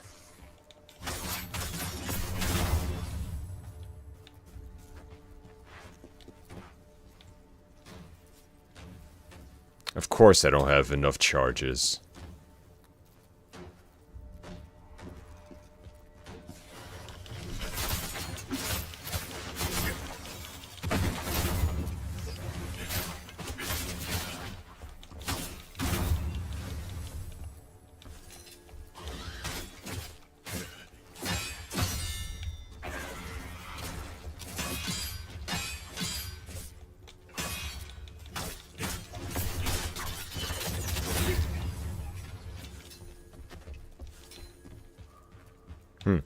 Y'all picked the wrong dog to fight.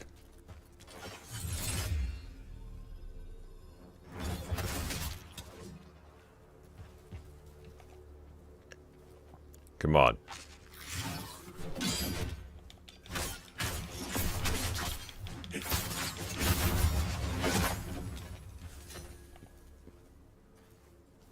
The pickup sound does kind of remind me of the one that they used in KThe, though. There we go.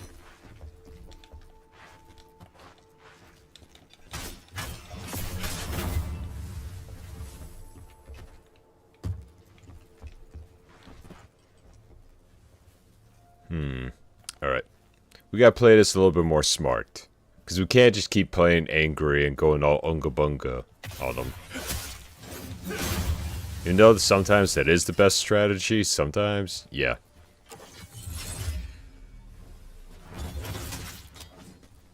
Come here.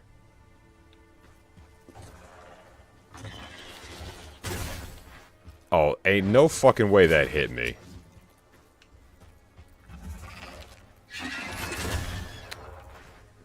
What's the point of dodging if I can't fucking dodge?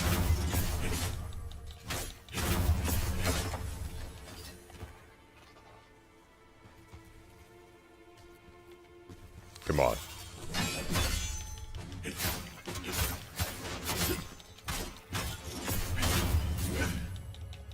Come on.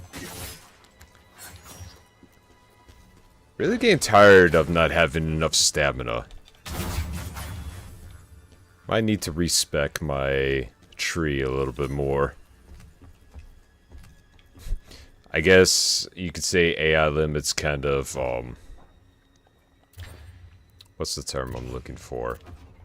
Spoiled me with not having to worry about, stamina.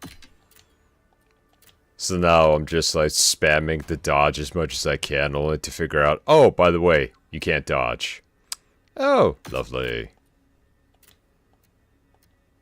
Butcher shoes, nomad shoes. Do we have a nomad? Nope. What do we have? No, we have a gauntlet. Oh, there we go. As for damage, might need a bit more.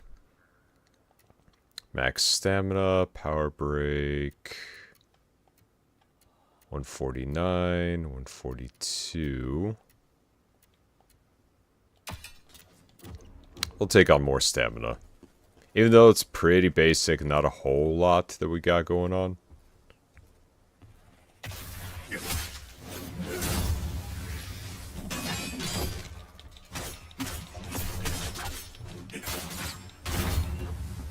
Easy. Okay, you got a great sword, so I don't really need anything from you.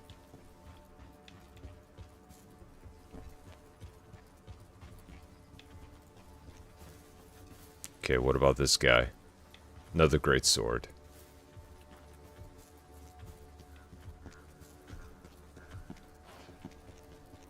Wonder what we got over here. Anything useful? Maybe something up this way. Nope.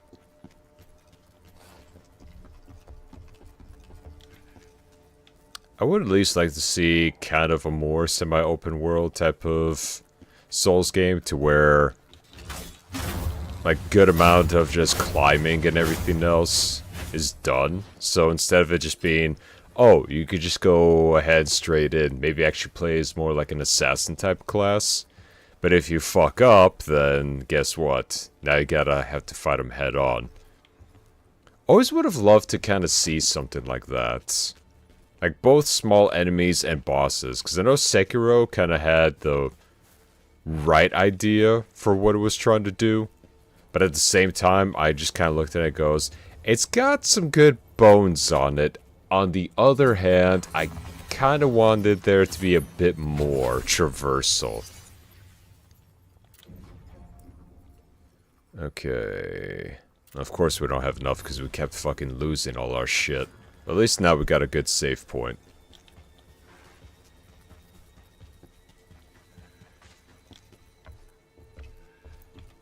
Because I'm more or less just thinking to myself, it's like, what would actually be pretty cool? It's like, okay, you could go in through the main door for the boss, right? Or you could figure out a way to completely assassinate them if you prep everything properly. I don't know, I always just thought that would be a very interesting concept. Be like, you can't just do it all regular like Souls, or you could try to do it this way. Because there's been a lot that have been experimenting with that, but they haven't necessarily kind of followed through with more mechanics, such as that.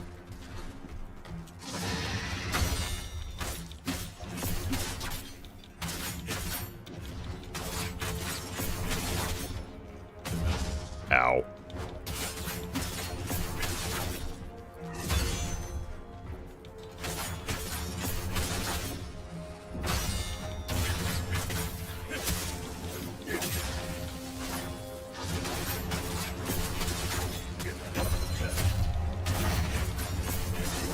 Gotcha. Because with some of these other Souls games, they're kind of heading in the right direction, or they're trying to do something a little bit different.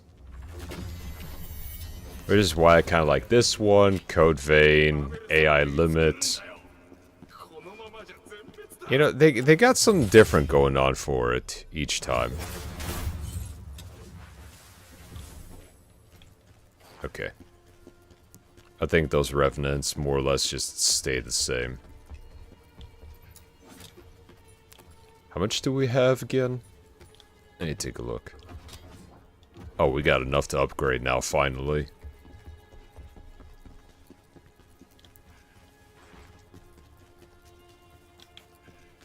Because ever since, you know, like Dark Souls 1, where it's like, hey, if you climb up on this tower and fall down on them, you could do some damage. I would really like to see more just alternate ways to fight things like that. Instead of it just being straight up, head on, then all of a sudden a bar. Or at least, you know, you get to a point where you do a significant amount of damage to them, but then you gotta fight the rest of it. Or if you fail an assassination attempt, then all of a sudden they get a buff and you're at a disadvantage. You know, just thinking out loud here, more or less.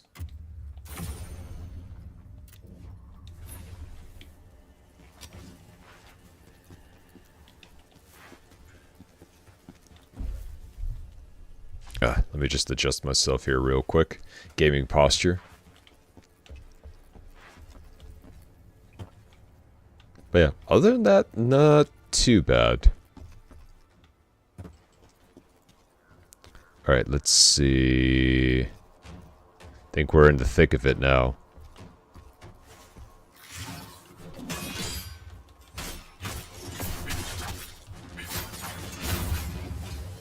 Ooh, now that's a good combo right there.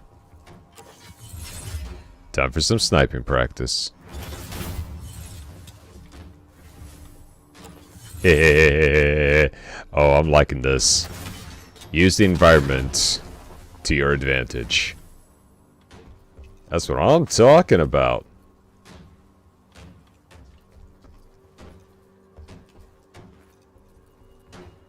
Need some help there, bud?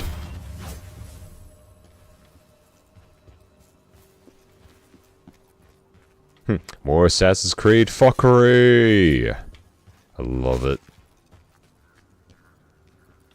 Oh, looks like we're gonna have to find an alternative path for that. Great sword. Not interested.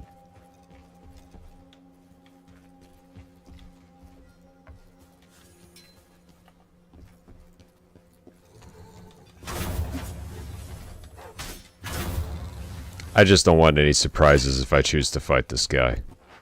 Yep, spear user. Huh, brother, give me your skin.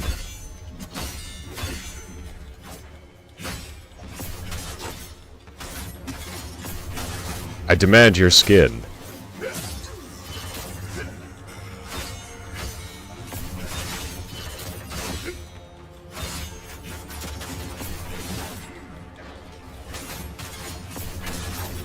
Give me your skin! Oh, I'm on fire. That's not good. Removes frost, plague. Increase resistance to fire. There we go. I'm just like, I know I got a potion around here somewhere. I just forgot what it looks like. Whoop.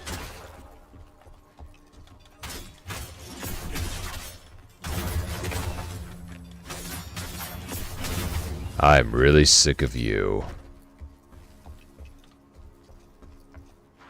Ooh, a chest. Let's see what you buttheads have been guarding. Hunter's trousers, choir ring. Ooh.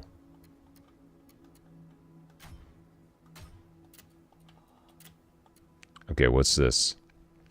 Butcher's gauntlets. Swift attack, damage multiplier. Ooh.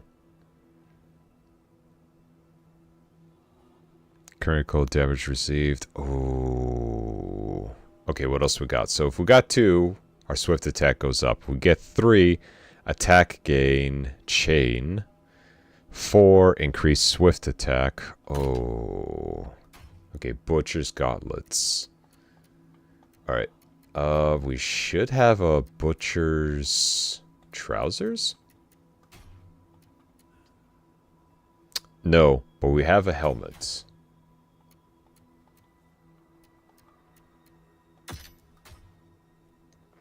Okay, so we got that, we got that.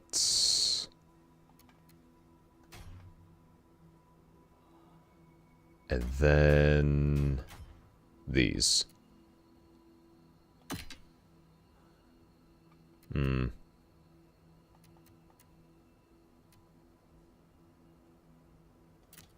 I mean, we'll give it a shot, see if it'll work for us. Frontal assault damage.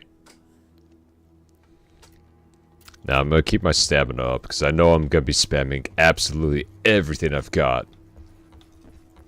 Especially for a game like Berserker, you kind of want to just go low nuts with it.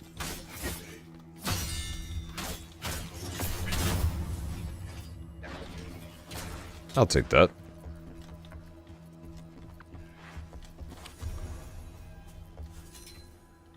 Okay. Okay, I think we've practically covered everything around here. Let's see what's behind this big door, shall we? Oh.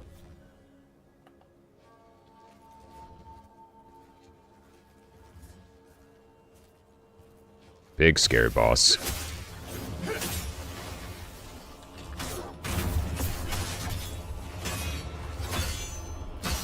Hey, bud. Long time no see. Since the boss arena.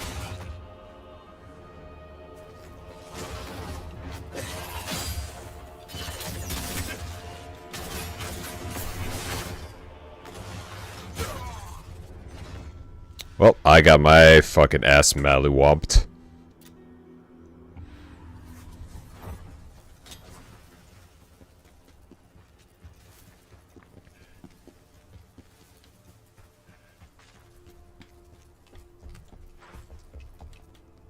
Well, time to head back.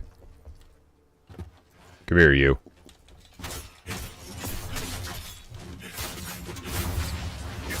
I love that after image effect. It's so good.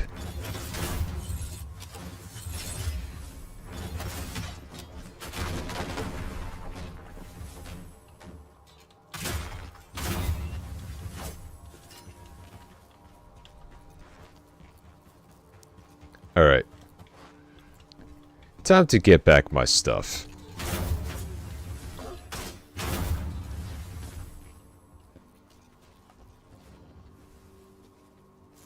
I love how the atmosphere just changes when you're up against something like this.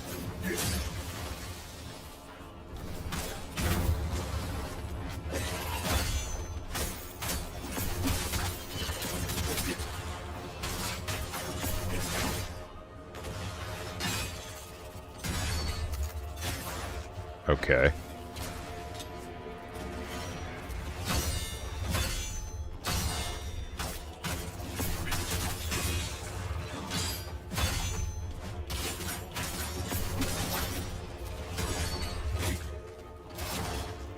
Oh, is that because of my...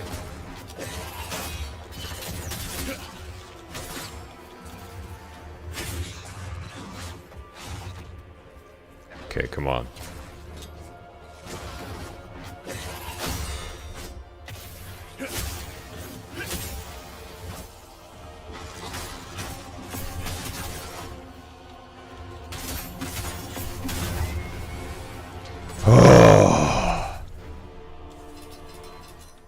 Well, he was fun. Jeez.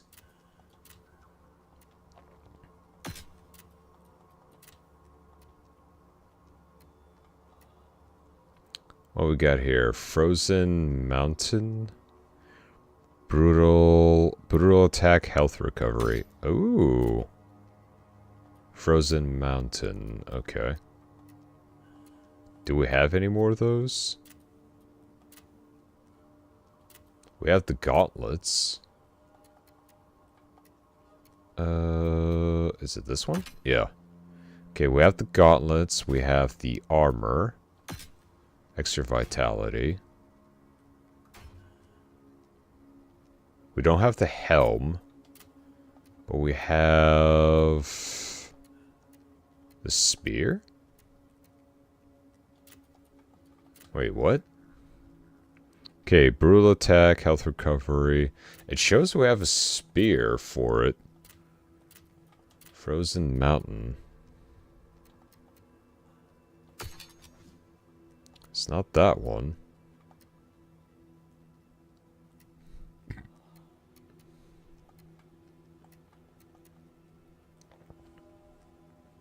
Ancient Warrior Spear.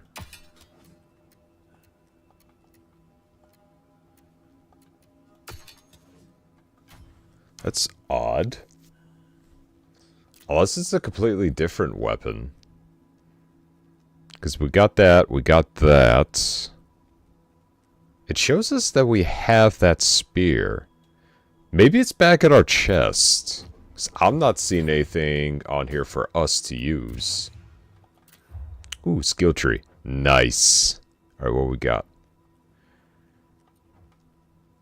Gain the ability to charge a spiral thrust. Unleash an onslaught of stabs. Hold down the input to consume one additional charge. Okay. Potent blow. X during potent blow strike.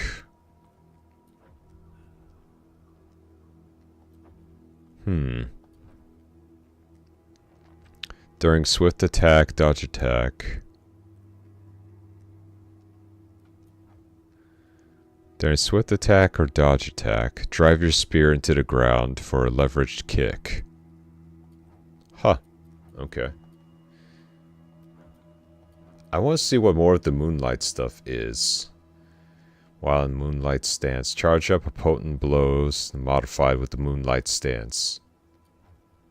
Increase stamina recovery rate when in Moonlight Stance. Ooh, yes. Anything that could get my stamina back up a hell of a lot quicker. Yeah, Now, What do you suppose will happen if we get closer to that big boulder that all those enemies are standing in front of? Because I don't think it's going to stay there. Nope, I don't think it will. Spirit ore. Alright. What are the chances we spawn one of these guys, the boulder comes down, and then we just immediately just see him get run over? Come on. Let's fight down here. Or we won't be interrupted.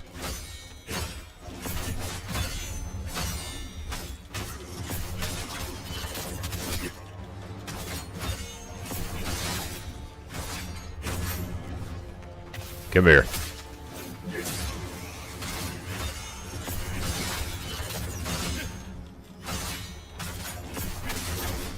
Yep, here it comes. Here it comes. Yeah! Got your ass! Hell yeah! Ah, that was good. I was really hoping he would just continue to just backstep into that. I'm so glad that he did. Let's go! Wanderer's Helm, Butcher's Leggings. What are we using right now? Oh yeah, the Frozen Mountain. Okay, so what we got? We got Butcher's Leggings, Swift Attack, Damage Multiplier Increase. Yeah, we'll do that. And we also have the Butcher's Gauntlets. So Swift Attack damage goes up even higher. Plague resistance, Alright. I'm so happy that happened.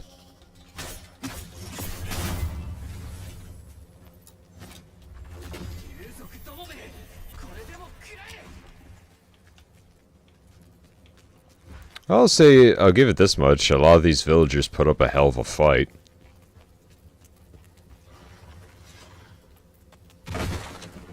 Oh, hi.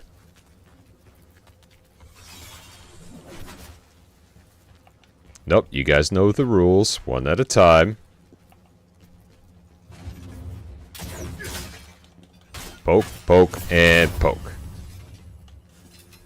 We gotta do this smartly.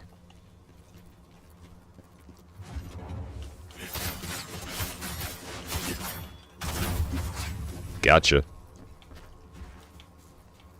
Hopefully we can find a save point, because I really don't feel like losing a whole bunch of these souls again.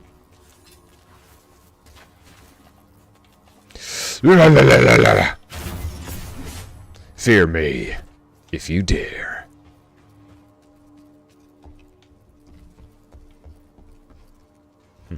Very metal in terms of the Viking stuff and everything else. Damn, I only got one spear. The other thing that's missing is some Doom music.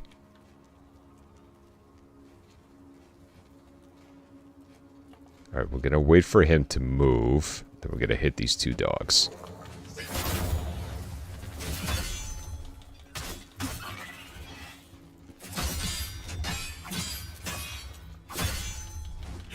Yeah.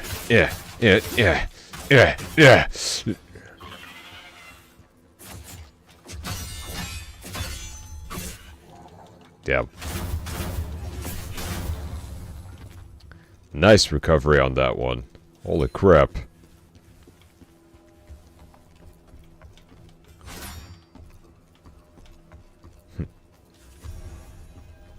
Oh, nice. Some more lore.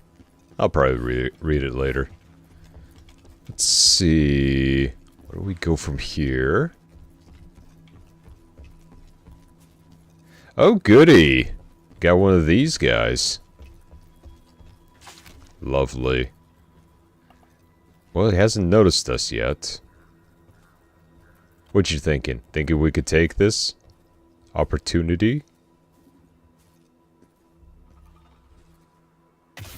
Yes, we can. Yes, we frickin' can.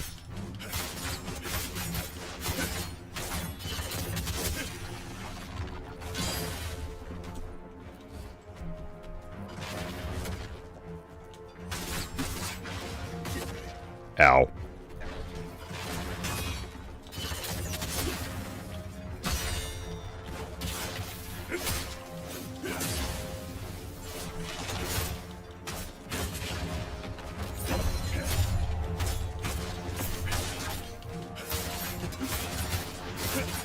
Damn, we are moving fast.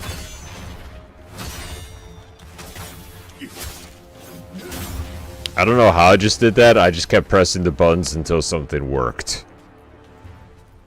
And you know what? Sometimes that's just all you need.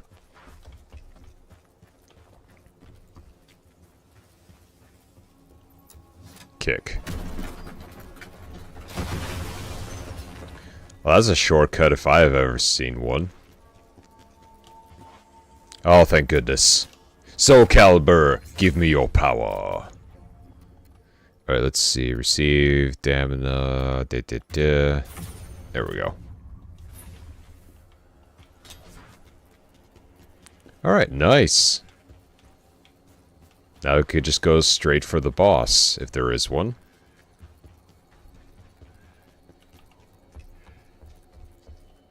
I think I've seen this in Beowulf. Yep, this is a boss.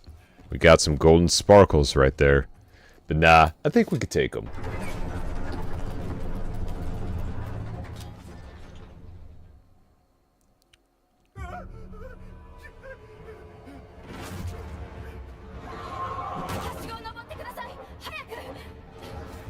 Oh. Oh. Oh. Oh. A Wendigo with hammers.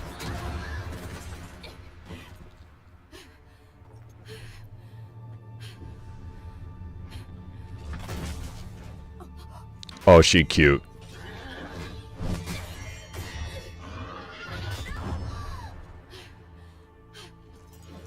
She kind of reminds me from, what was her name from How to Train a Dragon? Oh, damn, she a badass. She a badass blonde. Ooh la la, I like this one. Wait, do we get to play as? Oh, we're playing as him.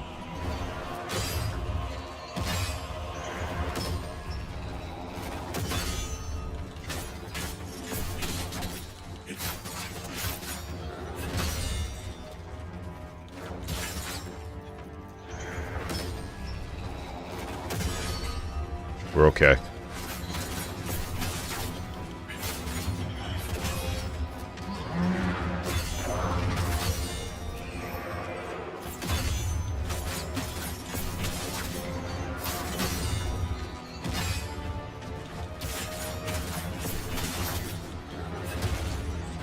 Damn.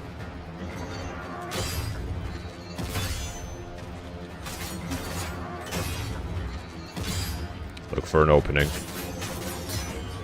Ow.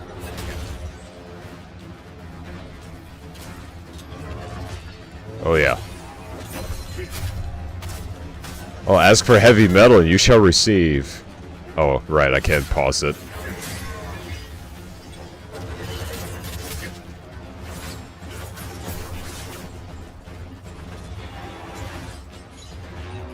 That's what I'm talking about.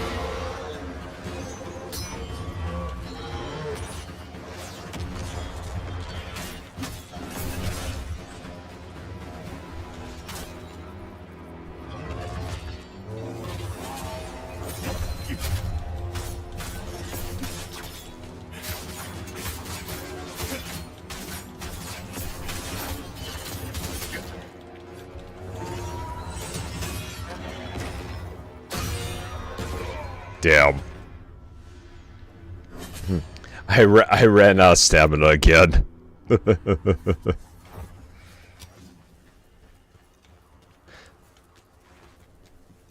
Almost had him, though. Almost had him. But that's what I get for playing on expert. Can only imagine what's gonna happen at the higher difficulty. Just get my ass fucking mollywopped.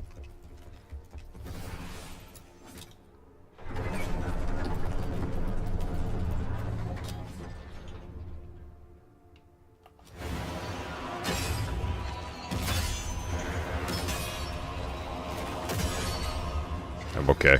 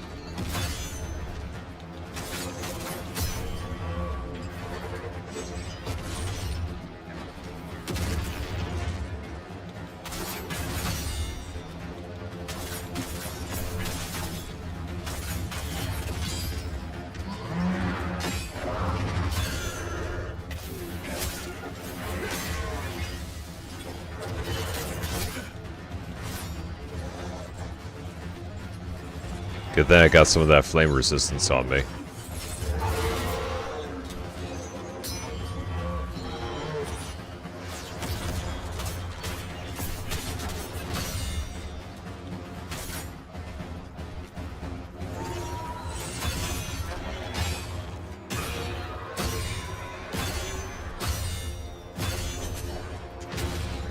Aw. Oh, I didn't hit the button. I thought I did.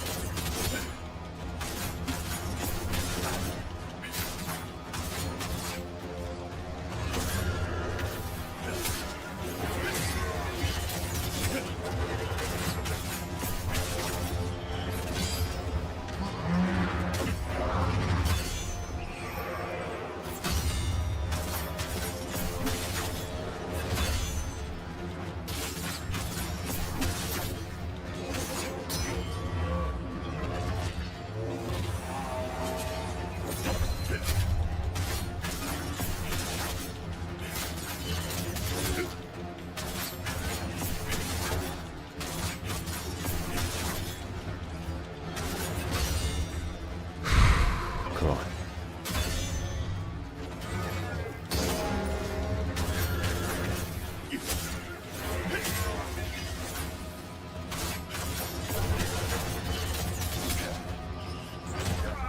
Fuck. And I saw what was going on. I kept on getting hit with the burned. So. Damn. Yeah, it had fire resistance on, but god damn. Oh. There's even more fire resistance. Do I have anything that could at least help with it?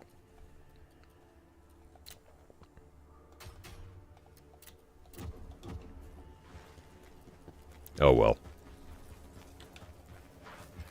Oh, before we continue, yeah, I wanted to... Oh, everything is at 100. Okay, good to know. Yeah, no, that music was going hard. I'm like, yeah, this is the shit I'm talking about. It's not even like, oh, I'm so freaking boned. It's just that music of like, yeah, I'm about to fuck up this guy's day.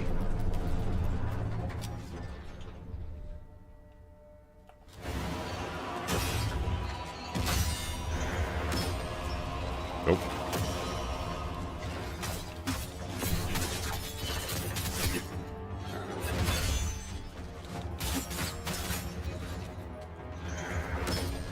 Nope.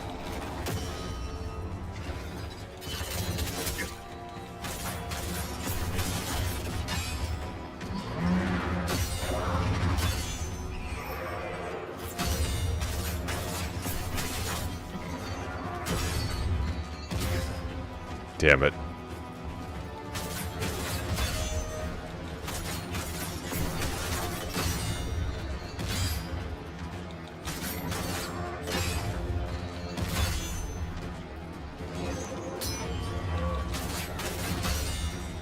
Okay.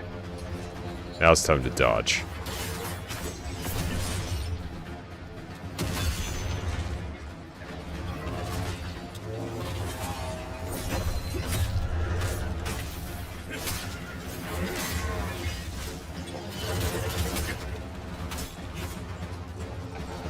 Says he's got the stake that's on fire currently, so best to avoid it at all costs.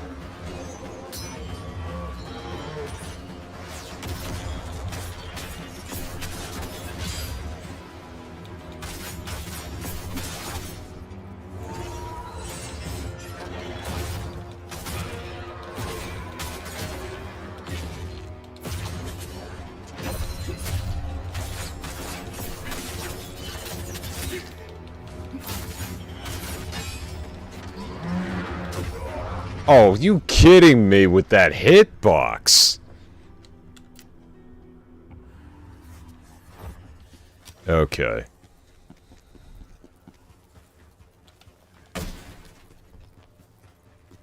Alright. Okay. You want to fight? I'll give you one.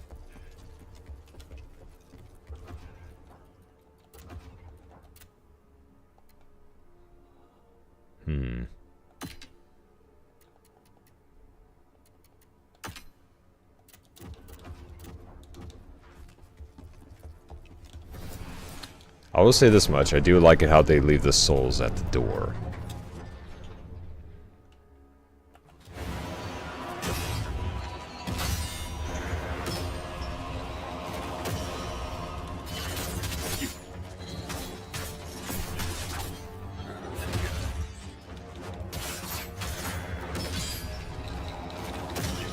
God damn it.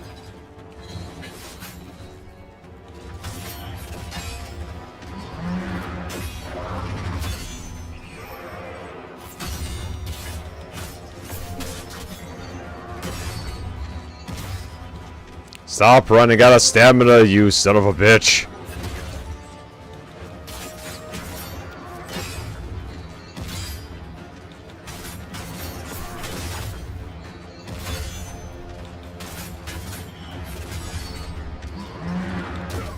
Fuck. Yeah, AI limit has kind of ruined me a little bit.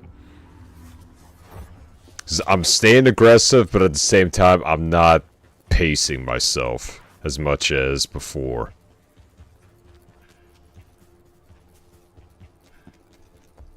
But I got a good feeling about this next one.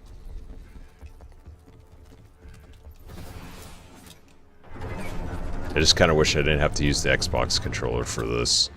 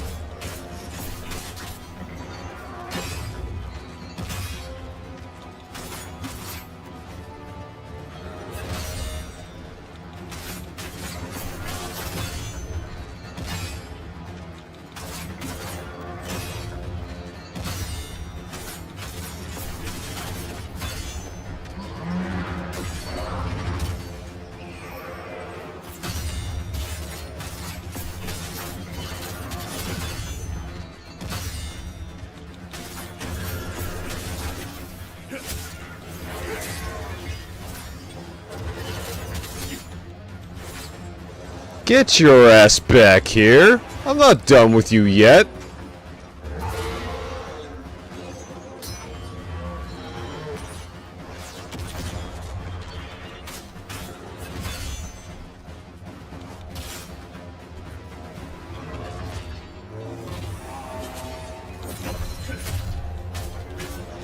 Get countered on, nerd.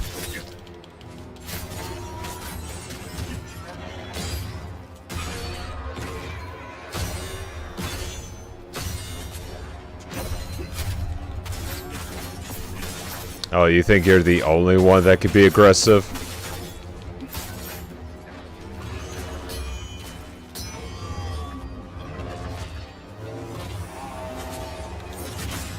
Ow.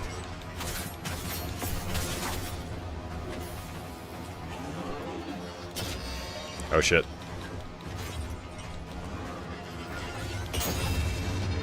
Close one.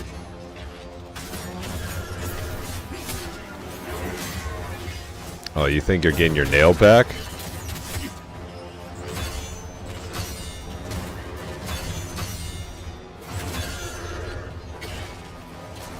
Yeah, doesn't feel too good, does it?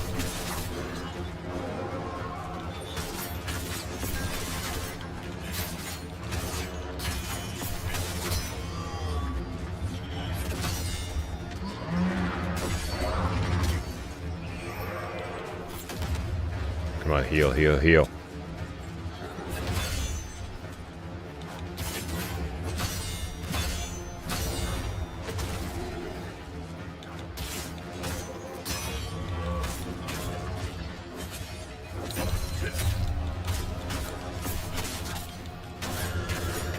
Come on.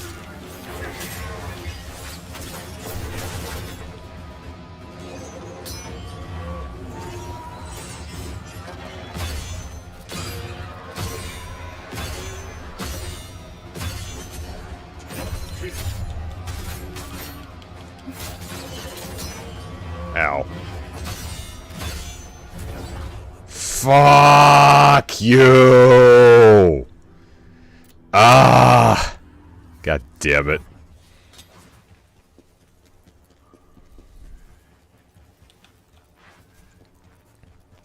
Close. We're close. We're getting it down. We're getting it down, but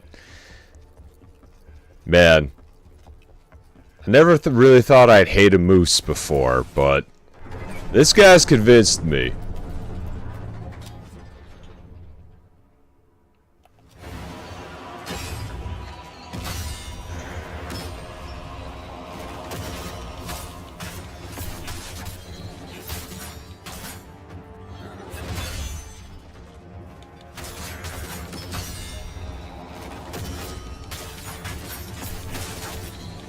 Damn, that dodge though.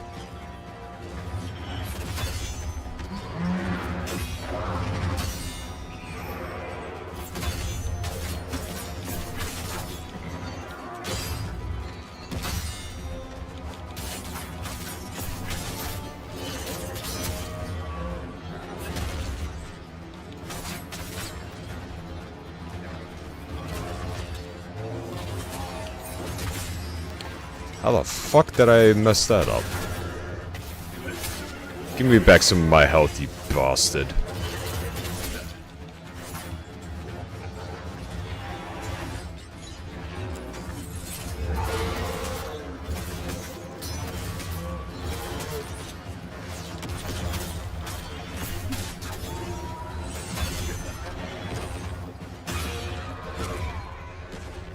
For fuck's sake. Alright, maybe this time I should just... Whenever he's got the fire thing going, I'm gonna start dodging instead. Because what really gets me is the fact that like when he starts building up that heat damage on me, and I have to keep using my reserves, it's... yeah. I love how it's just like that little orb right there. It's like, hey, you need some help? I'm like, no. I'm gonna do this.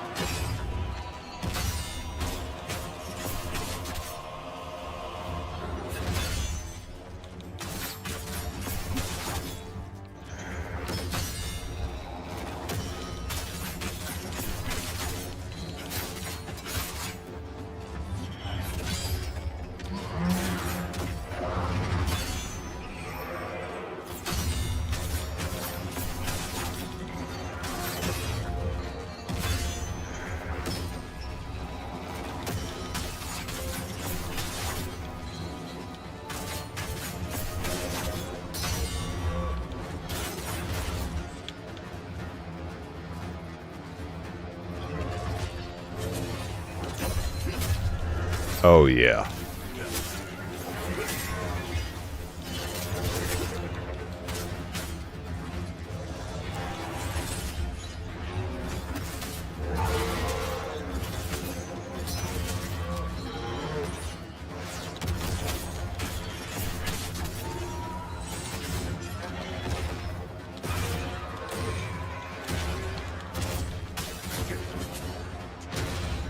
Fuck you.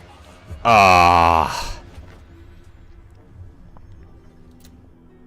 Yeah, because blocking, yeah, it'll definitely get his stuff down, but at the same time, dodging all those attacks and getting that counter in, strangely enough, works pretty damn well.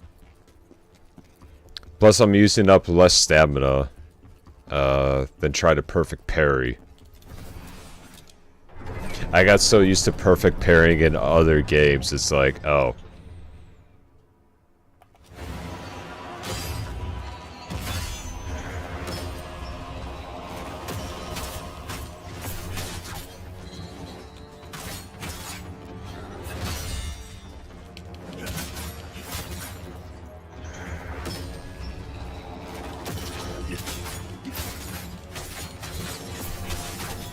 Damn, that was a good combo.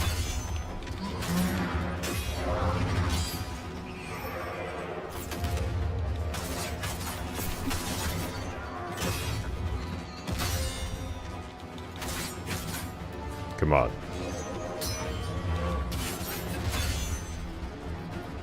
Okay, he's got flame on.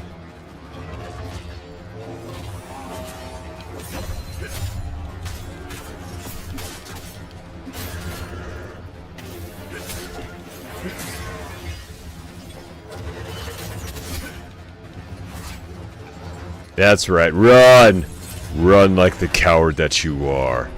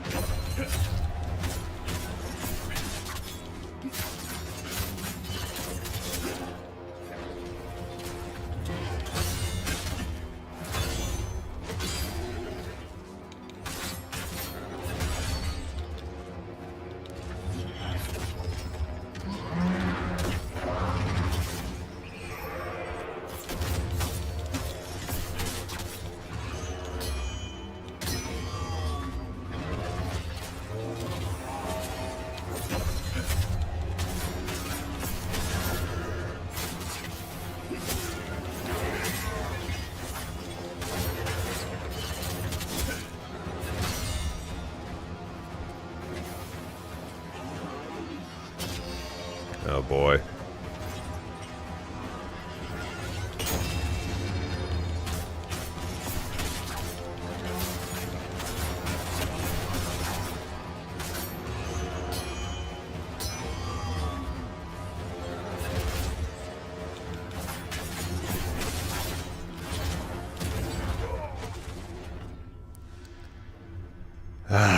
Fuck. Okay, how am I supposed to stop him when the entire arena is on fire?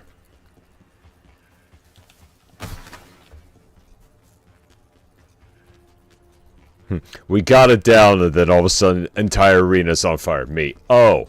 Oh, that's just fucking lovely now, isn't it?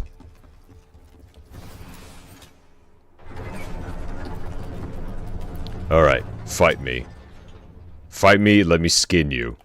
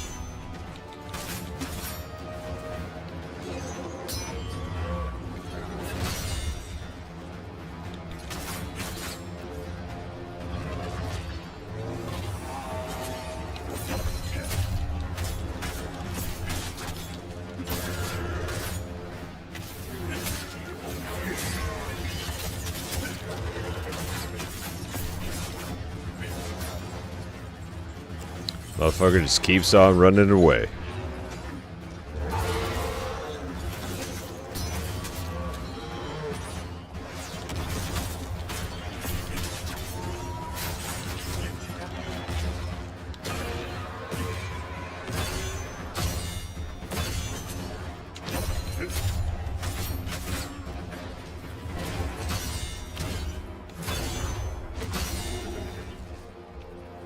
Come on.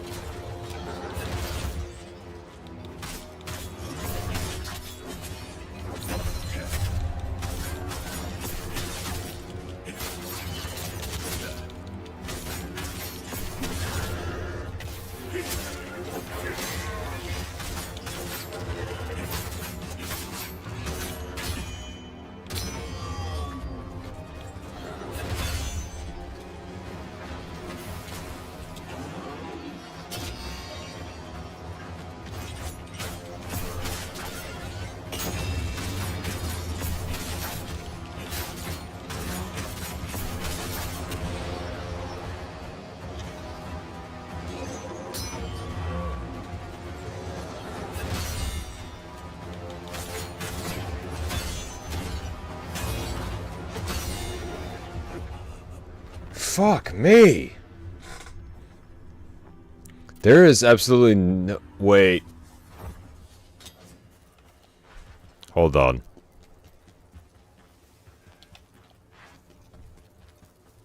Okay, I think I may have figured it out. We could probably use the ladder to bring his ass up here. But that's only when he actually comes down and starts pulling out the nail.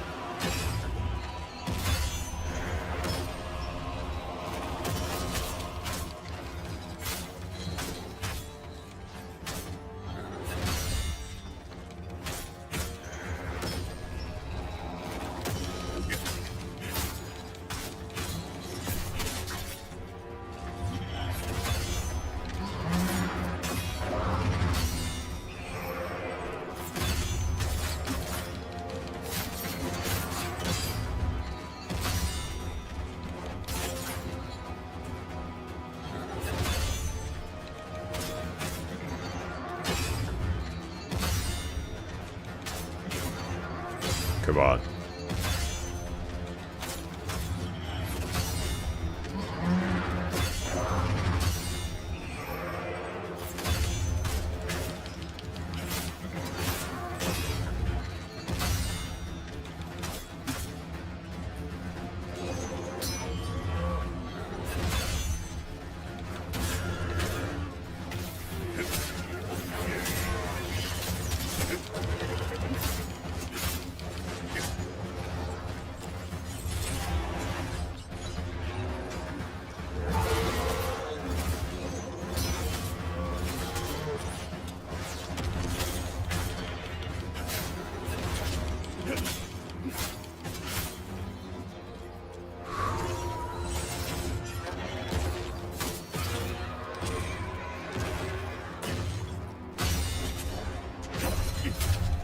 Counter.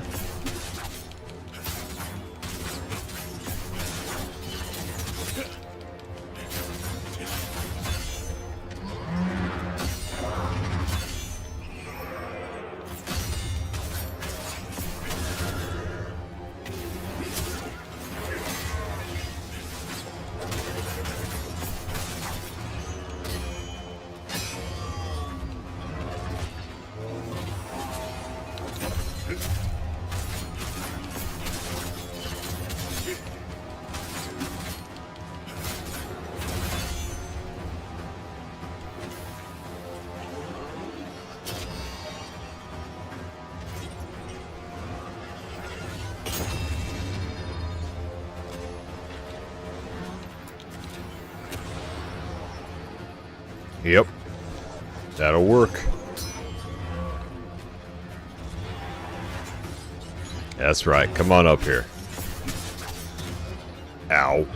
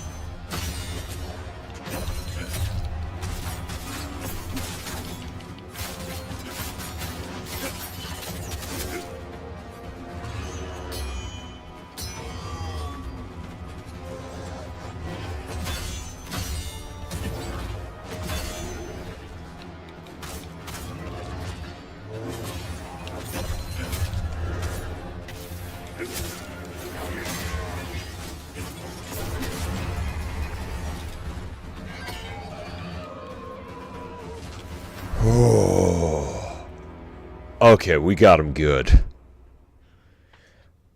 Whew. Oh, hey. 待ってください。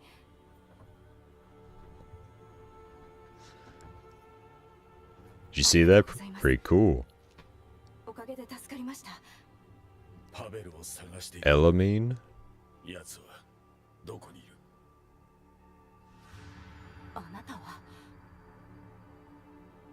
まさか火山大将軍？ Oh, you a fan?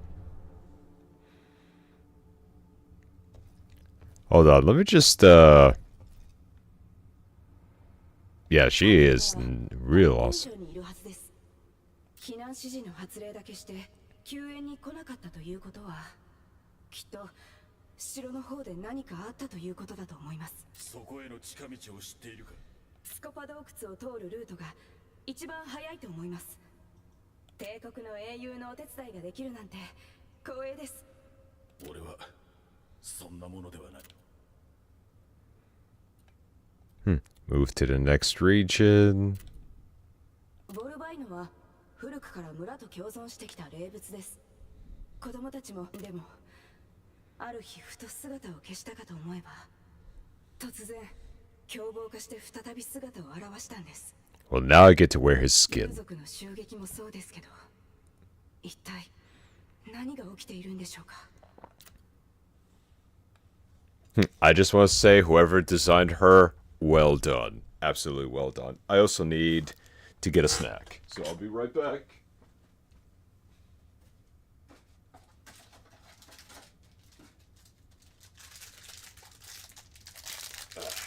Just a quick little power bar. Nothing too crazy.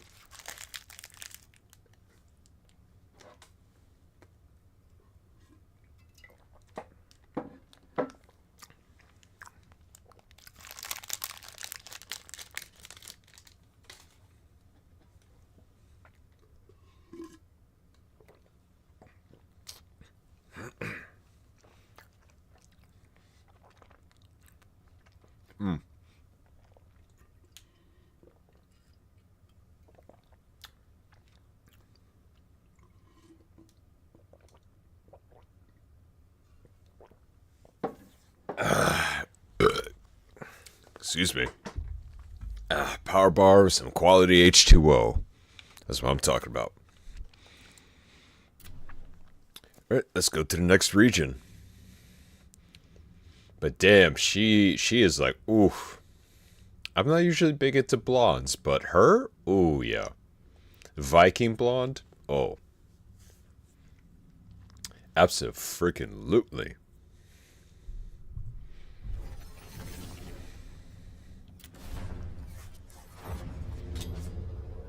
The Scoffa Cave.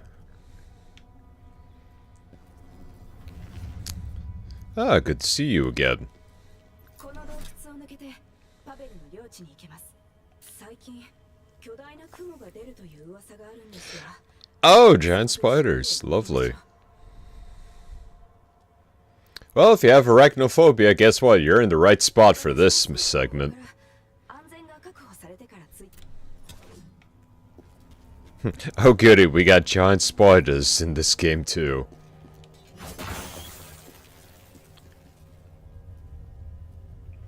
Yep, that will give anyone the heebie-jeebies.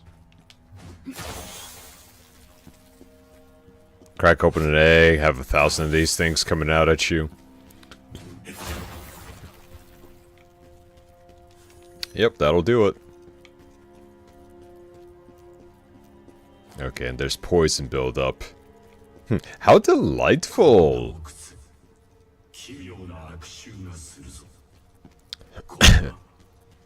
What is that stench? It's like, something really, really bad.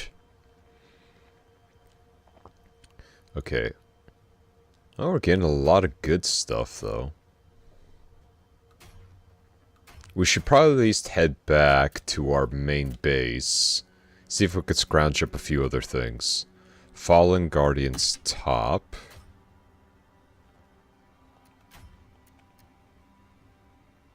Fire attack damage. Let's see, Fallen Guardian's dual wield. Yeah, you know, we could change it up a little bit.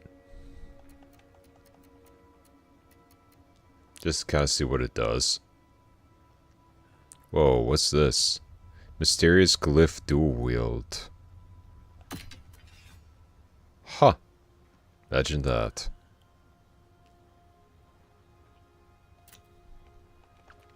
Alright, what else did we get from that fight? Stamina recovery ring. Nice. Max stamina. Potent blow.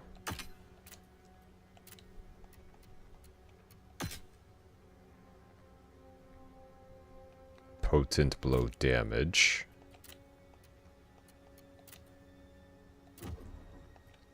Alright, skill tree. Gain 1 spirit charge when interacting with... Yeah, sure, why not? Gain spirit upon taking damage. Gain spirit upon performing a brink dodge. Also, what about counterattacks? Alright, what does this do? Increase counterattack damage. Definitely going to need that.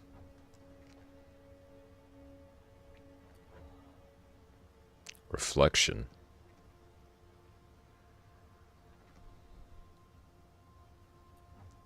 Do I have that assigned? Or is it just... parry the enemy's attack, dealing significant stamina damage.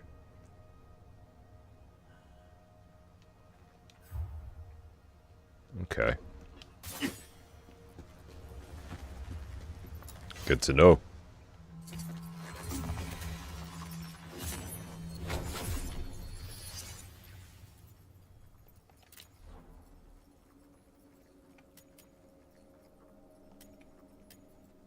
Oh, looks like we didn't get everything done over there.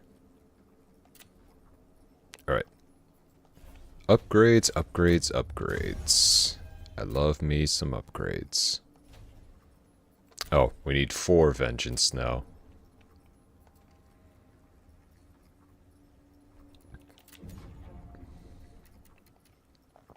Ooh, they gave us a damn good amount.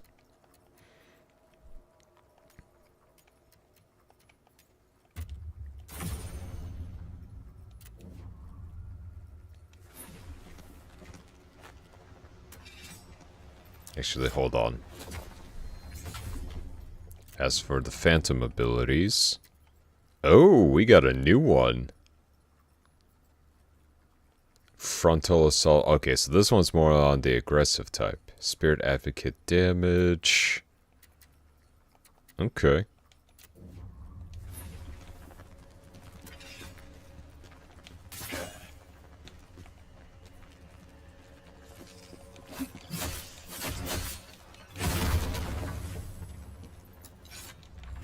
This is some pretty...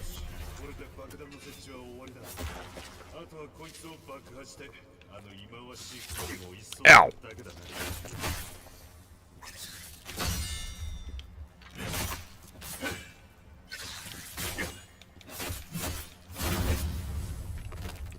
Asshole.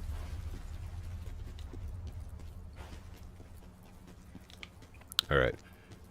What you got for us?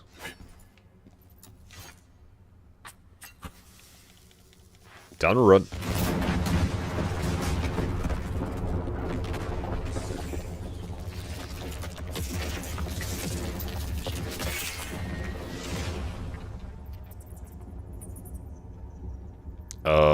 I guess I did a good thing?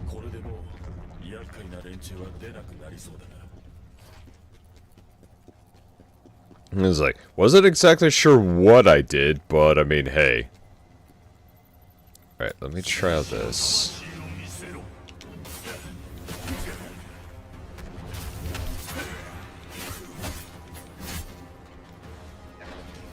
Alright. Oh, that does do a significant amount of damage. Holy shit.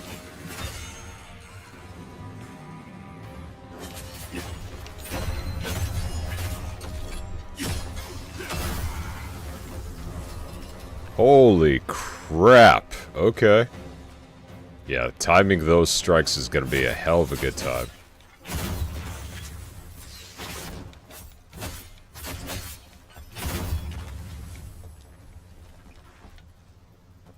Damn. Alright. That is not too bad. Not too bad at all. But I still kind of want to use the spear. Because like I said, I do want to... Then I got all this that I could use. Ah, the decisions. Because the more you use something, the better. Okay, max stamina, damage, frontal assault.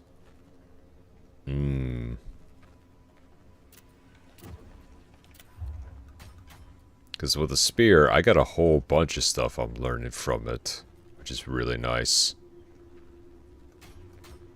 Dual wield, on the other hand. Fifth strike, during that. Vengeance.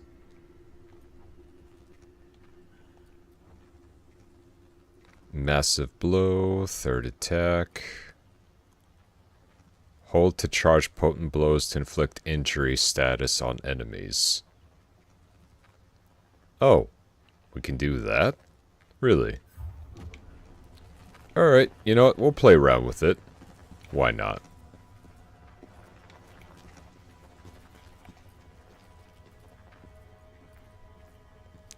Time to squish some bugs.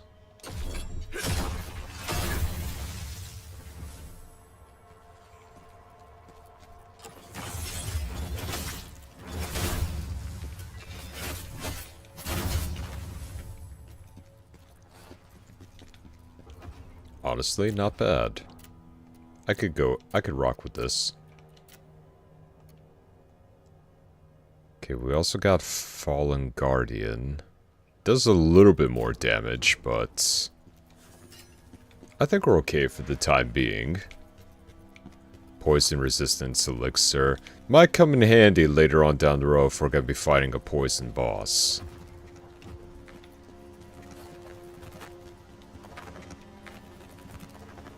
Come on. Unavailable at the moment?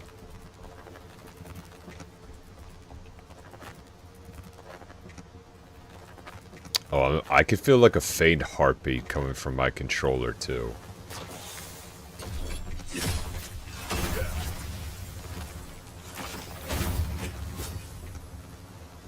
That's nuts.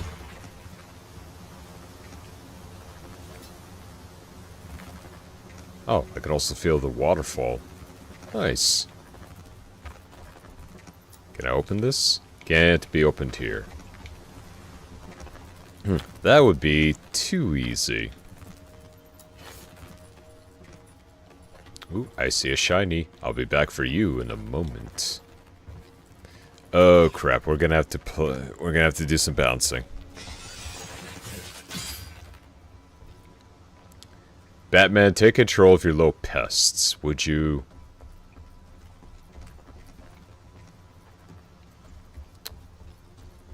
Okay, if we play this right... Okay, we took a bit of damage, but nothing too bad.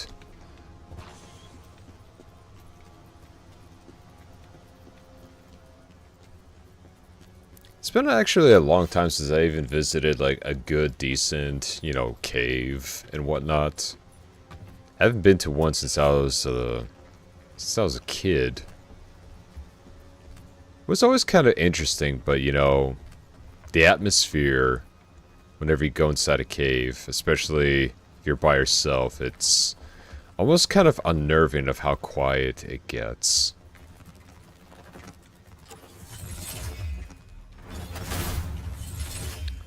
And I'm not just talking about, you know, like spiders or anything else like that. It's just, there's something just, I guess you could say primal about that. That just, I don't know.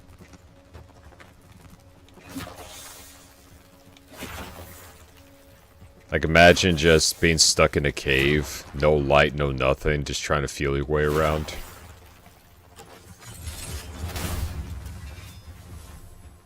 So I've been recently watching a couple of videos based on like cave adventures or haunted caves, and I'm sitting there, I'm going, you know, never really had a fear of caves, but this has convinced me otherwise.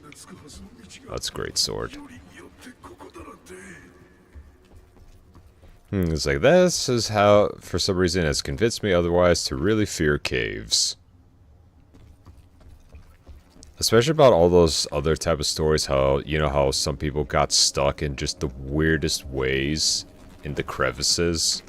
And you're just sitting there just going, dude, that's gotta be the worst way to go. You're stuck, you're trying to call for help, and just no one can hear you.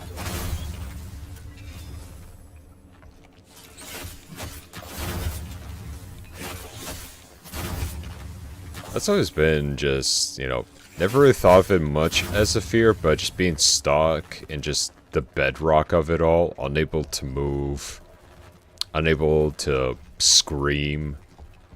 You're not drowning or anything else, but you're starving and dehydrating ever so slowly. And I just thought to myself, like, man, well, this just adds on to the list of more stuff that I fear. He was like, I appreciate this, internet. I really, really appreciate this. Whoa, whoa, nope. No, fuck! Oh. Ugh. Okay, we're okay. We're okay, we're okay, we're fine. We're okay. Fucking bats. Don't do a whole lot of damage, but they'll push you off the edge at a moment's notice. But even hearing like some of the other cave systems out there, I think there was one in, they say like Iowa or something, where it's a very, very haunted cave that a lot of people went missing in there, and I think it was back like roughly in 2020 that they actually discovered some of their bodies up and around, and I just went, oof. It's like, that's, you know, that just speaks something. That just lets you know that the world can truly be a scary place.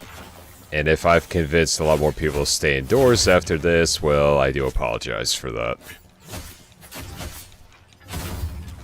But I look at stories like that and I go, okay, this is something to be, you know, considered. This is something that, you know, you kind of have to take into account for safety. But yeah, like haunted caves, like, you know, haunted asylums, cemeteries, all that fun stuff. But caves? Like, one of the last things you would think of would actually... Ow.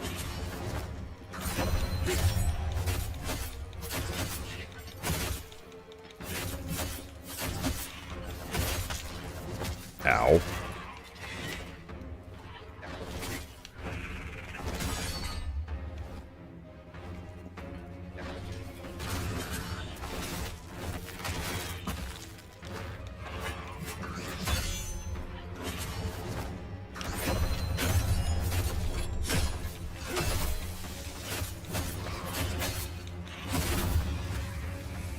Bitch ass bat. Damn.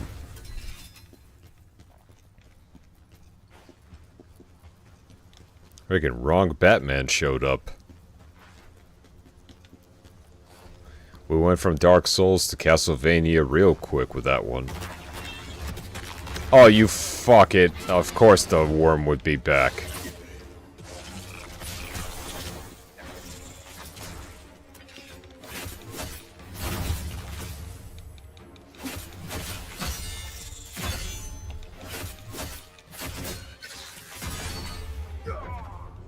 Fuck you.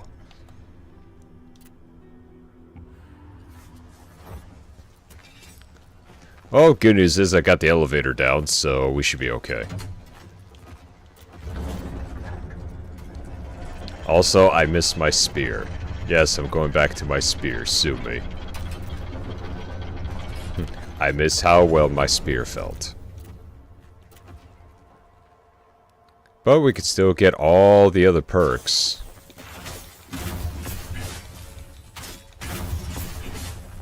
Especially in a place like this, it's best to keep your distance away from them all. Are you kidding me? I have to face you again?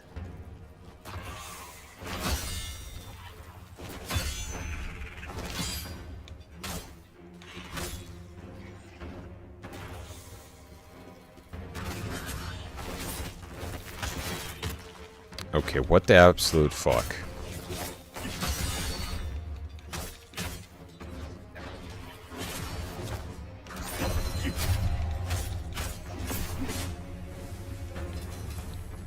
Go die in a hole. The audacity of that son of a bitch. Alright. Got my stuff back.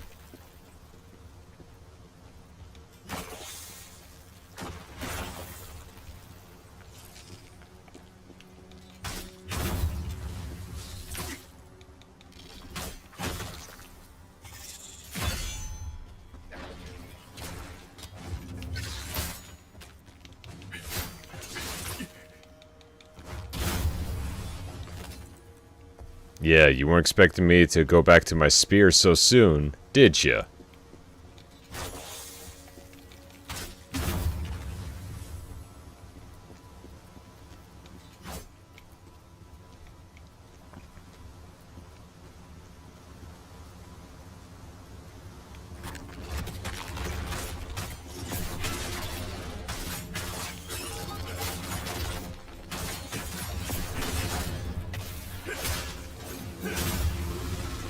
Yeah. Oh, look what we found. Nice. More soul stones for us.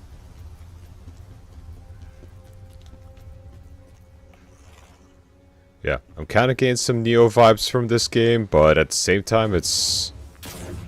I don't know, it actually feels a lot better than Neo. In terms of just responsiveness. And whatnot. Alright, what we got? Charged moon while in moonlight stance.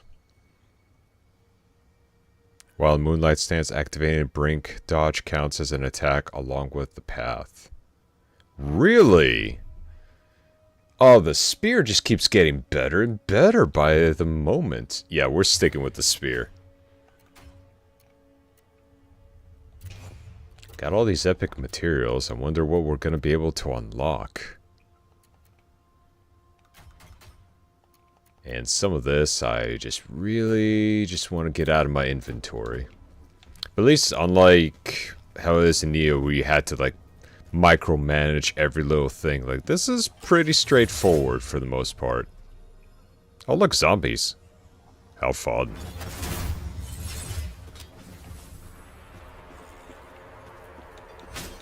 Poka poka.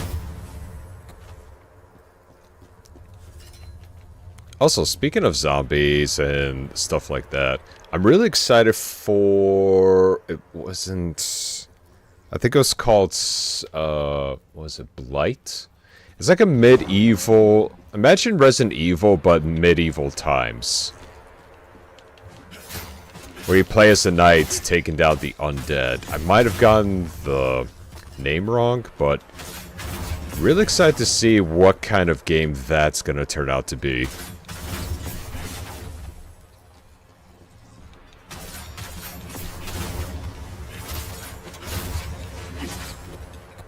Because I honestly have never heard of anyone trying to do like a zombie apocalypse in the medieval era. And judging by from how it looks, from like taking down enemies with shields, crossbows. Okay.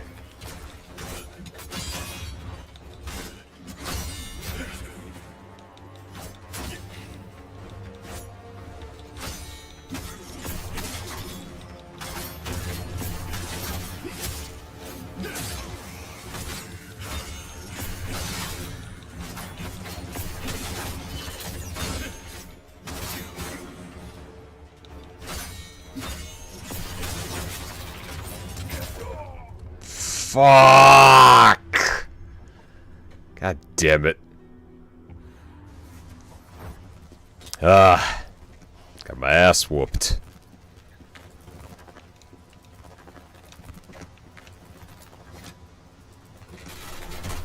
But it really did kind of interest me. It's like, ooh, a medieval game. Also, the other game, was it like Project Z or something like that?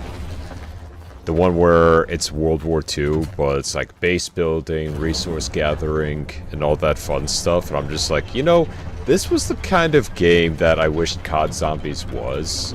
Like, don't get me wrong. Wave mode, really fun. But then you get also, like, resource management and base building. Oh yeah, you got me sold on that. Of course, you always fucking spawn.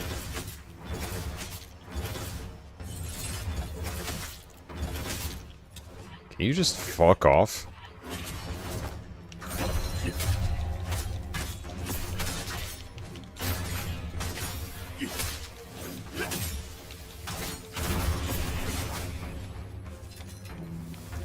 That's just really fucking annoying. Yeah, really just a lot of cool ass zombie games that are starting to come out. That are more than just, you point the gun and you shoot. But medieval zombie game, followed by like a survivor game, where it's just more than just, don't fall.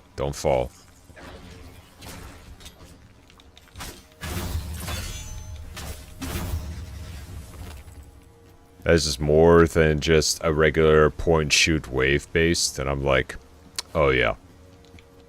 You got my attention. You definitely got my attention.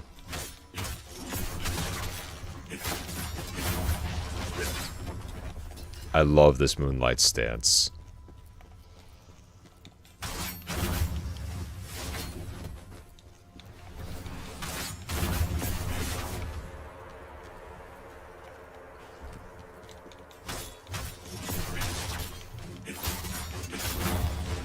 Just those after images are just, oh, so good.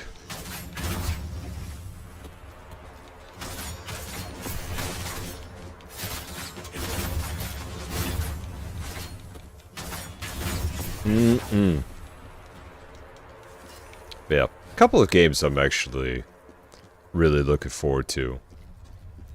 As for, they changed it. As for John Carpenter's Toxic Commando, I did play the demo for it, but I was a bit turned off the fact that I found out that it was online only. Which, I mean, especially in this day and age, the last thing you want to do is make a good zombie shooter and then just say, oh, by the way, internet connection or nothing. I just go, well, it kind of defeats the purpose of you having the game in terms of longevity.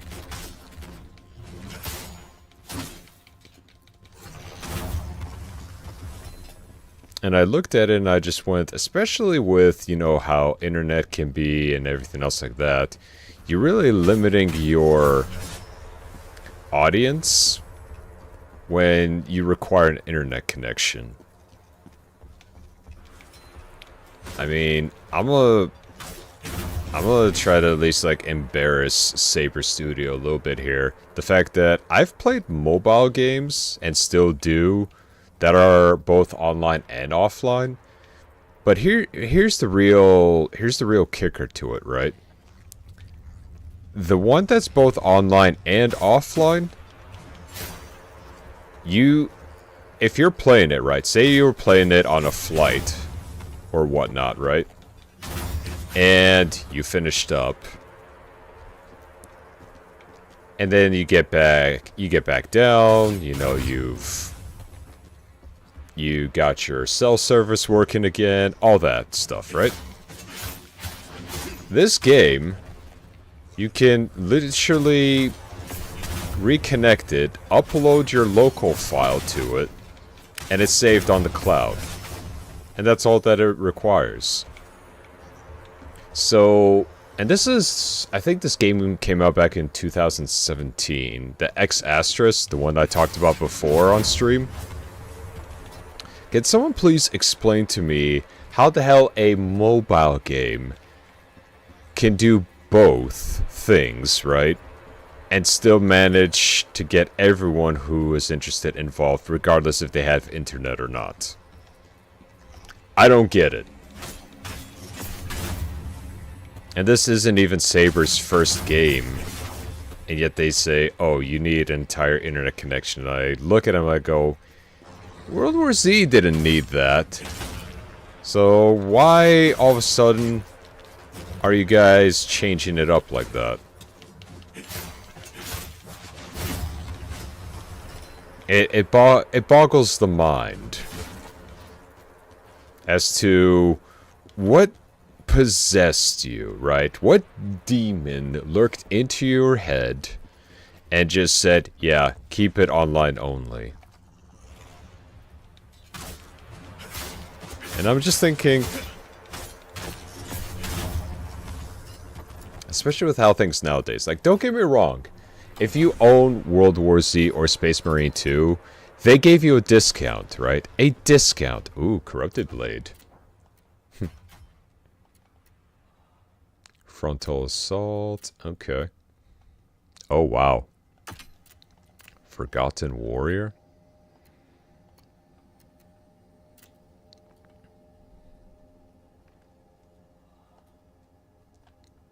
I don't got anything for that. 374.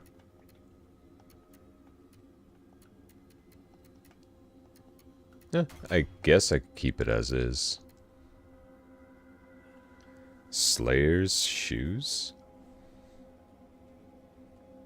Dodge cost decreases.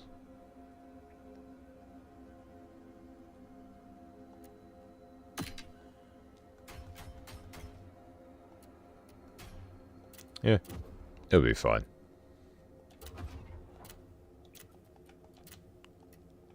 Okay, what's this one? Damage increased by 1.2. Interesting how it's like very, very minute increases.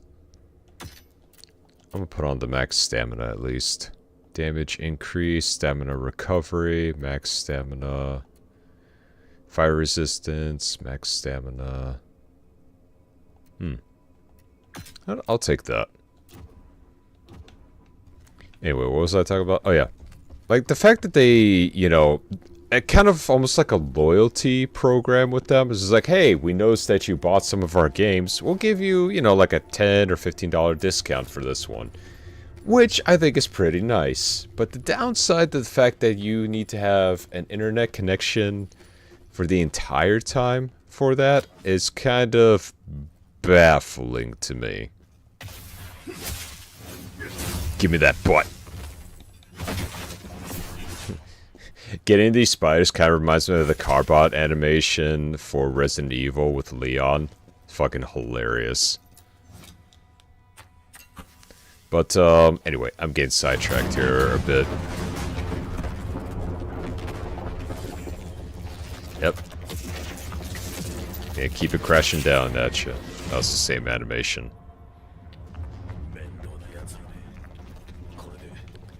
Alright, but, okay, so... yeah, so you have a mobile game that's, like, priced at a premium price of $7. $7 to $5. And it's figured out a way to have both online and offline capabilities. And keep in mind, this is made by a not-so-small company either. This is the makers of Arknights and Arknights Infield. So, there really shouldn't be an excuse for John Carpenter's Toxic Commando to just be online only if frickin' mobile games have figured this out years ago. It's like, if you're worried about people losing stats, just be like, okay. Hey, you know, you played a little bit of offline. Would you like to upload your current progress online? That's all you gotta do. That's all you gotta do. But, for some odd reason, they said, nah.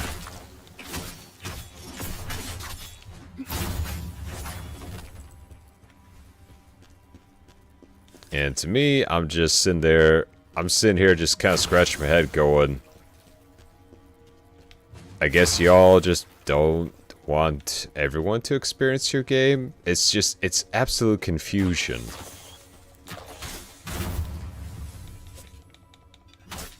And what I also did find even more interesting is how many people like praise this game to be such a fun co-op shooter.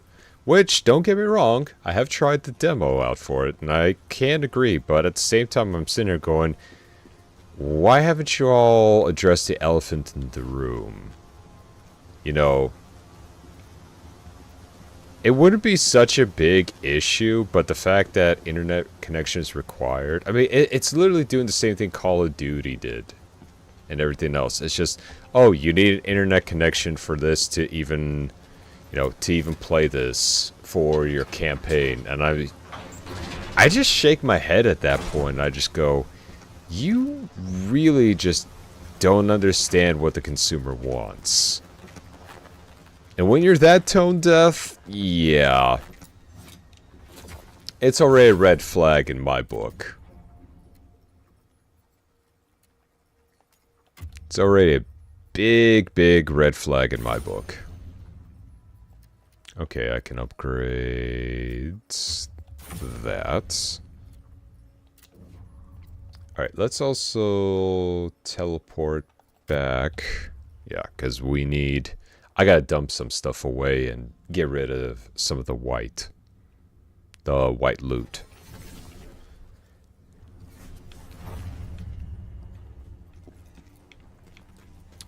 What the hell? Did they, like, space out somewhere? Oh! Oh, you got a nice setup down here, lass. You got a real nice setup. Gramophone, some harps, art.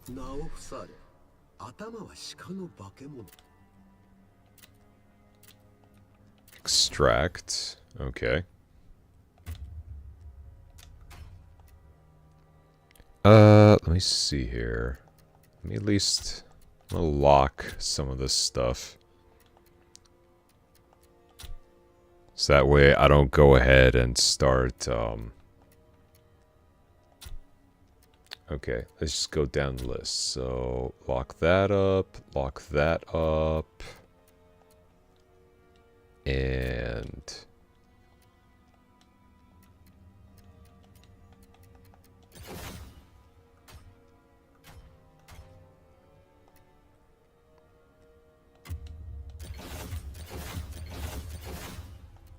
don't even know what this is used for.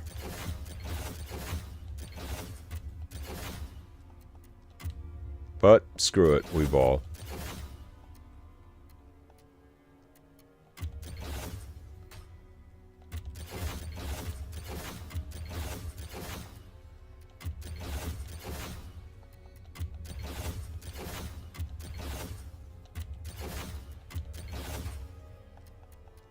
Because I at least like to have something with some form of ability.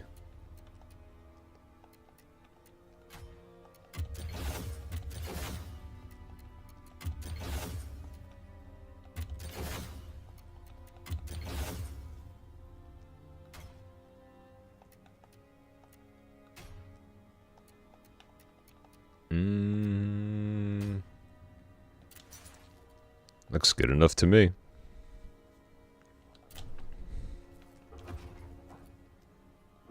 Oh, nice. Got a good amount. Now we can upgrade a little bit more. But let's first take a look, see... because if she's down here, right? That means that the merchant, as well as the grandmother that was here before, they gotta be spread out somewhere.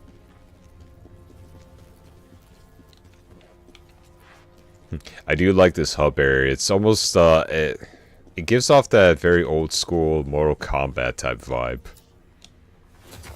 The Nether Realm. Let's see. There we go.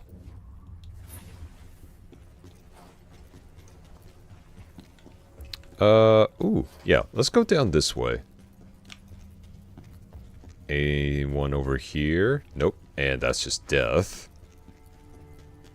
Alright, let's go ahead and try up these stairs. Oh, hi. 私の力が必要。聖者よ、聖者よ。奇跡の力 Ocarina で gain, health どの能力も recovery. 解放しますか。 Let's gain more. 今は奇跡を解放するための力が十分ではないようです。 Enter training 多くの奇 grounds. 跡を見つけてください。 Okay. Oh, shit. We could even upgrade our stuff here. Spirit, advocacy, health increase, spirit. Okay. Thanks. I owe you.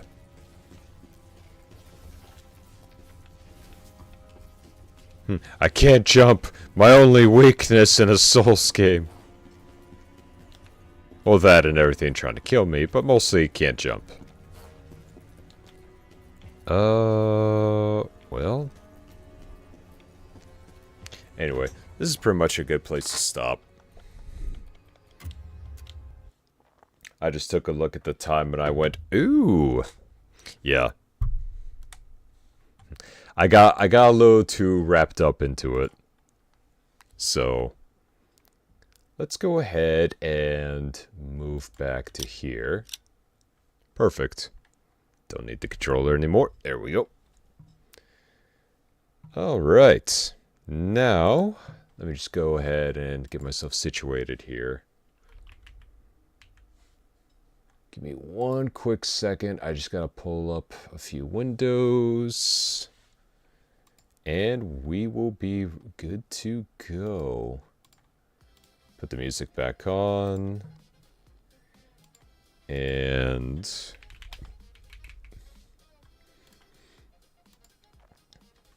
okay. Yeah, take me to the site. Come on. Alright, awesome. Alright, I got that set up. I'm just gonna go use the head. I'll be right back. I suggest everyone does the same.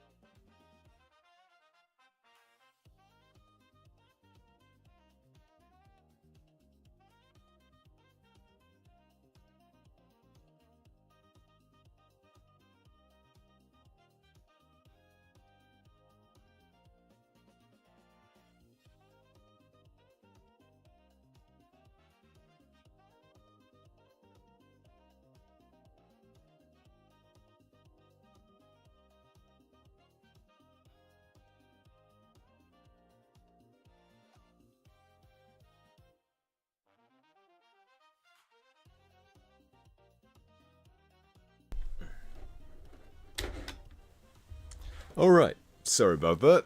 I have returned. Okay. Let me just go ahead and... let me kind of readjust a few things around here. Not that one. Which one was it? Ah, here we go.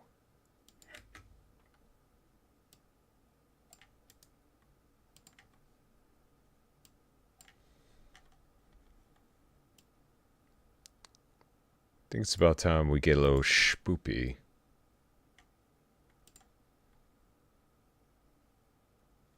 Eh? A little bit of change of scenery.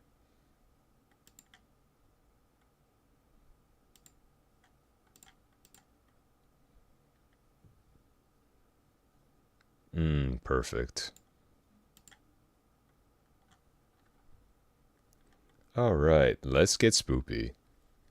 I did promise you all a story, and that's exactly what I intend to deliver on.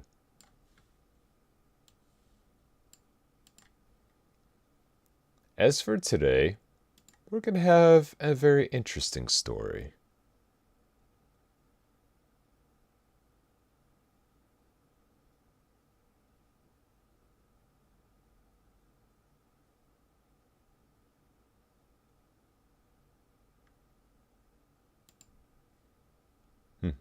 I like that. Let's see. Perfect. I'm gonna hide this. So, there we go.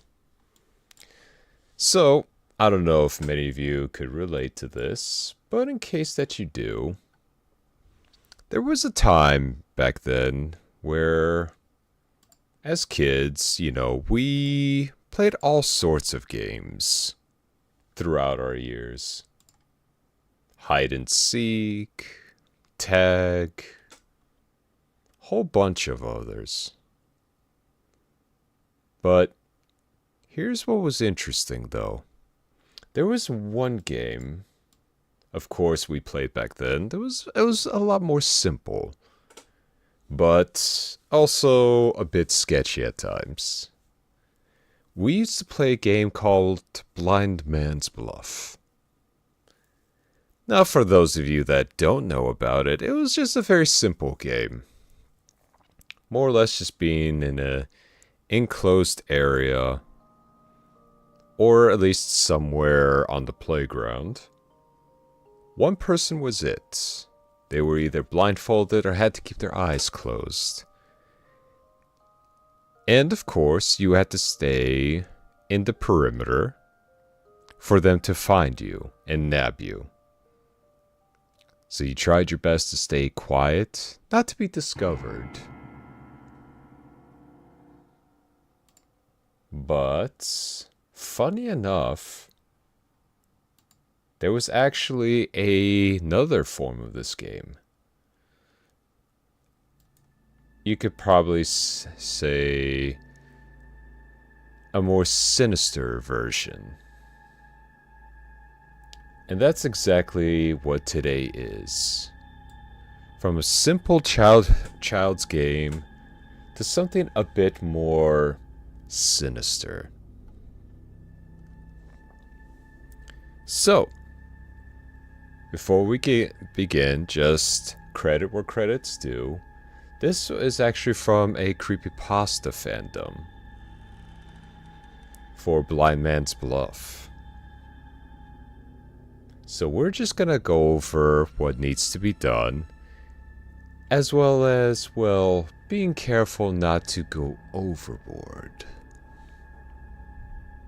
Now, in this story, or should I say game, it is best to always prepare beforehand, making sure that you get everything done right on time. It's very important for this game. But first, it's not going to be at a park. It's going to be in your own establishment. You will need a nice dark room, with or without windows.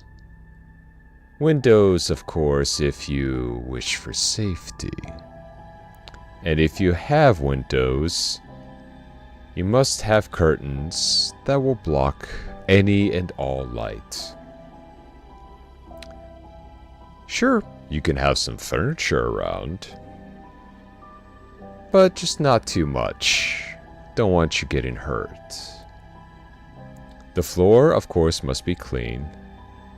And also, having anything hanging off the walls, not recommended.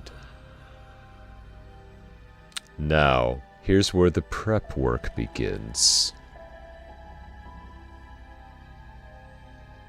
So, there should be some sort of seating arrangement for at least 3 people, but also no more than 5. This also includes a circle of chairs or a couch. Use your imagination. Now that the room is ready, take a moment to memorize where you were seated. You don't want to bump into anything on your way. Now, let's let the game begin. First, you will go to bed at 8 at night. You will want to sleep. It is imperative that you do for the duration of the time, no matter how short. Now at 11:50, leave your room. Put a blindfold over your eyes. Walk to your seat. Do not be alarmed. Nobody will be blocking you. Then place yourself in your chair. Wait for about 10 minutes. You will know because it almost would feel like forever. And next, you are going to invite them in. If it happens that you do not want to go through with this game, go back to your bed without taking off your blindfold. If you wait longer than 10 minutes, you will be offered and you will be offended and enter anyway. Do not let them enter on their own accord. If you take off your blindfold, it is a signal of fear. How's it going, gunman? If it happens that you want to play, say calmly but firmly, "Come in and be obedient." They will come in. Your guests. They are yours to entertain, so do be polite. Be mindful of your manners and do not remove the blindfold. You do not want to see them. Be very specific of what you want them to do. They will do exactly what you do, and do not tell them to. Before anything else, tell them your rules. You are the host, after all, and they will not disobey you. Tell them how you expect them to act. If they are allowed to touch you, what they can or cannot touch in the room, and where they can go. They are like children, and instructions must come with absolute precision. You may tell them to sit, and they will sit, and you will know where they are seated. You may ask them questions. They may lie to you. You will not know when they are lying. You may ask them to knock on the walls. They will knock. You will hear them knocking, as will anyone else in the house. The other person may wake up from the knocking.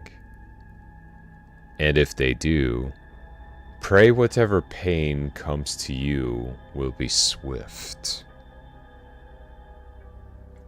You may ask them of your future. They may not know, or they just won't tell you. You may do anything, but you must not cross their lines. You will know if you do. So feel free to ask, and if you feel that maybe something might be wrong, even at the slightest bit, best not to mention it ever again. Because you see, the moment you cross their lines, well, it's game over for you. Now, as stated before, keep that blindfold on. They might ask, they might even beg. They will try to force you with the sweetest of tongues or the harshest of tones. No matter what, you must never remove it. And above all, do not be harsh with them. You are, of course, the host. And they are your guests. Never be unkind. And take care of your guests. Now, of course, all things must come to an end. When you are done with your guests, tell them to leave and to not return unless invited to do so. Tell them that you had an absolutely splendid time. They will love your flattery. They will eat it up like sweet candy. And you will know when they have left. Remember, you must keep that blindfold on. When your guests have long gone, walk back to your room. Fuck it, we party. Sleep, and you will dream of nothing bad. You may take off your blindfold as soon as you wake, as long as there is daylight. And now, well, for the rest of your life, they will follow you. But they will never be in plain sight. They will never be there when you look at them. But they will always want another chance to meet you. And if you do attempt at this game, do not try to exceed past meeting them 3 times. Because after the 3rd, well, they just might invite you. And this is not going to be an invitation that you'll be able to decline for the rest of your days. So that was Blind Man's Bluff. A more interesting take on a very spooky type of game. I gotta say, whenever there does come to a game of you inviting anything into your humble abode, let's be honest. Do you really think that they'll ever leave? Because the rules of what happens after any sort of game like this, well, they're never clear. And who knows? Maybe in that empty apartment, or that one room in your house, the one that was empty before, well, now it just might be filled with all kinds of enthusiastic company.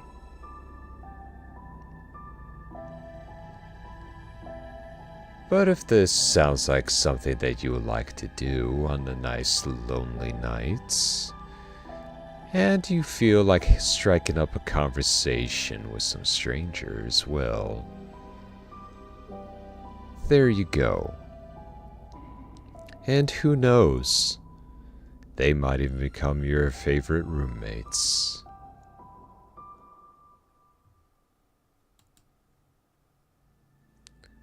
But that was the game of Blind Man's Bluff. When I first looked at this and I thought to myself, this was a very interesting take on it. It really makes you think of something that almost seems like a harmless child's game can have such sinister properties.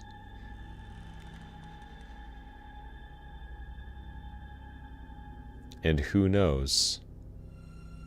Just exploring the unknown, just taking away even one sense that you have out of the 5, may just open doors to different kinds of sensations.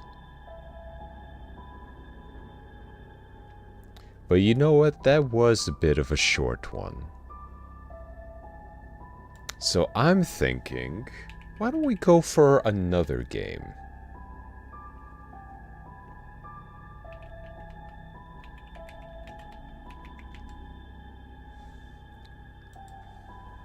I don't know if I've mentioned this one in the past, but I think this would be very interesting for you.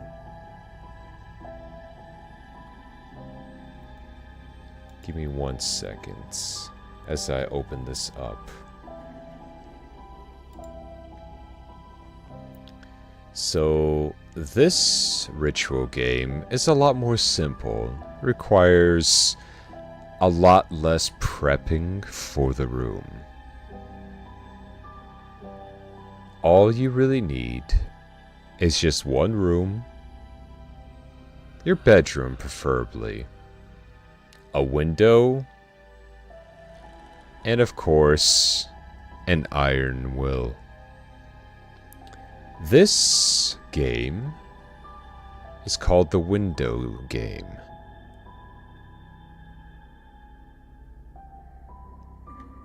And this one is also about inviting something in. But you gotta be careful, because this one is gonna require a lot more from you. So, how does one play this game? Well, simple. This game takes place around nighttime. Preferably the last night of the month, around midnight. You're in a nice, dark, quiet room with a window, some curtains. So this first step is where you simply walk up, open your window, and then you close your eyes. Close your eyes and think of nothing except asking, inviting, something out there, anything. Think about this really hard. Focus. Now, after about 5, maybe 10 minutes if you really want to reach out, close the window back. Draw the curtains in a very cautious manner. Make sure all your lights are off and get into bed. Now the game really begins. While you are in bed, you will be awake. But you must pretend to sleep. Stay awake, but pretend to sleep. Do not open your eyes.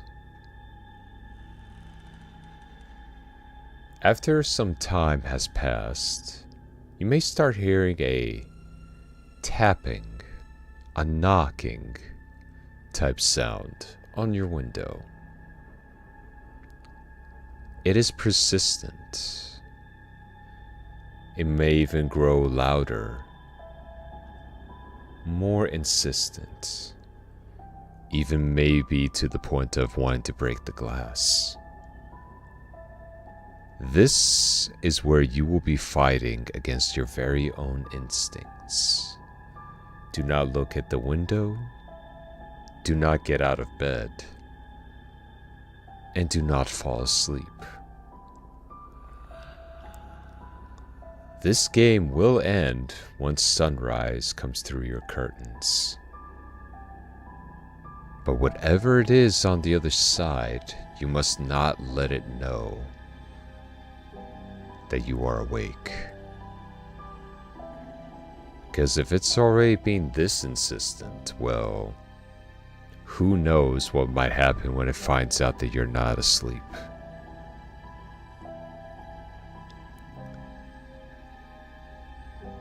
Now, of course, if, of course, you win, well, there's no prize. You simply only survived. So congratulations, you made it through a spooky night. However, in case you do give yourself away, or you do end up falling asleep, well, there's a chance that this entity, whatever it is, because you called out to something, it will now follow you. It will haunt you. And who knows what might happen? Who knows what its intentions are? But you can't tell exactly what came knocking at your window. So do be careful. Because I have even heard that some people who've played this game before didn't get a visit on just one night.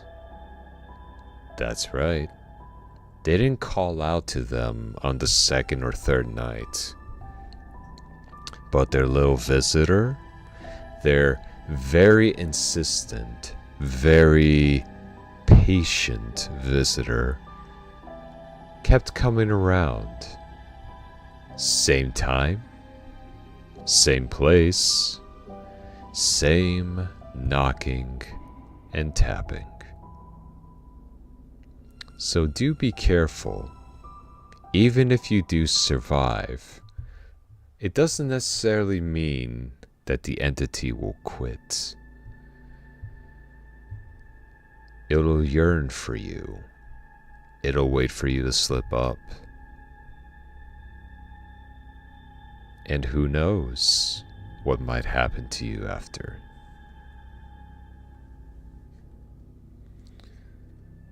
And so, that will conclude our little scary game story. Now, I've never tried any of these games myself. I'm a firm believer of all things supernatural. And even with this game, being as simple as it is, trying to willfully invite something you cannot see, you cannot touch, you are not familiar with, well, to me, you're simply just inviting all kinds of trouble. The spiritual plane of existence, it doesn't have necessarily rules. Because what I believe, there's just a whole group waiting beyond that thin veil, waiting for us to break it, and for them to come through. So do be careful when you play games like this.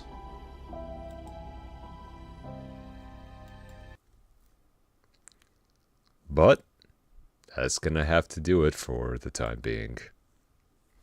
Let me just go ahead and... there we go. But yeah, one of the many interesting little scary game stories. I'll probably have even some more coming up later on next week. I got a couple in mind, but I need to do a little bit more research before we can continue. Also, I will be saving a little bit of a talk, probably some point next week, from the encyclopedia. A nice little reading from there.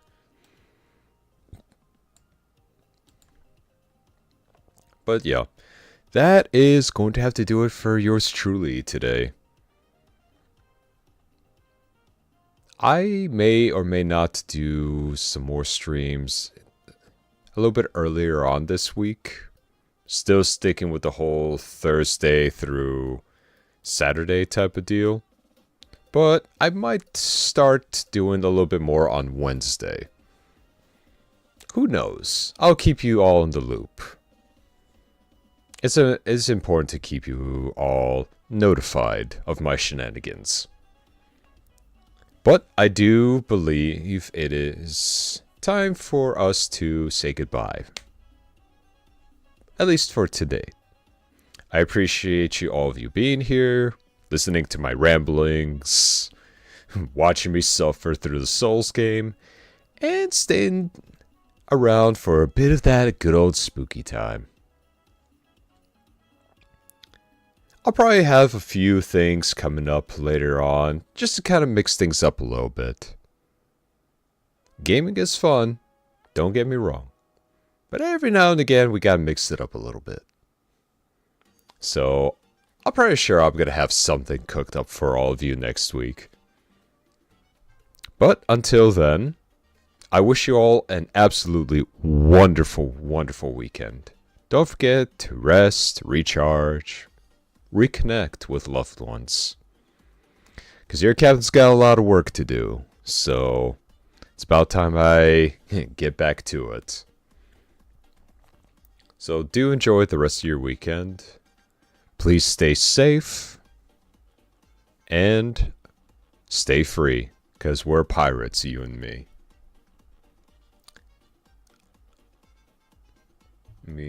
Sorry about that. Just a quick little message popped up on my screen.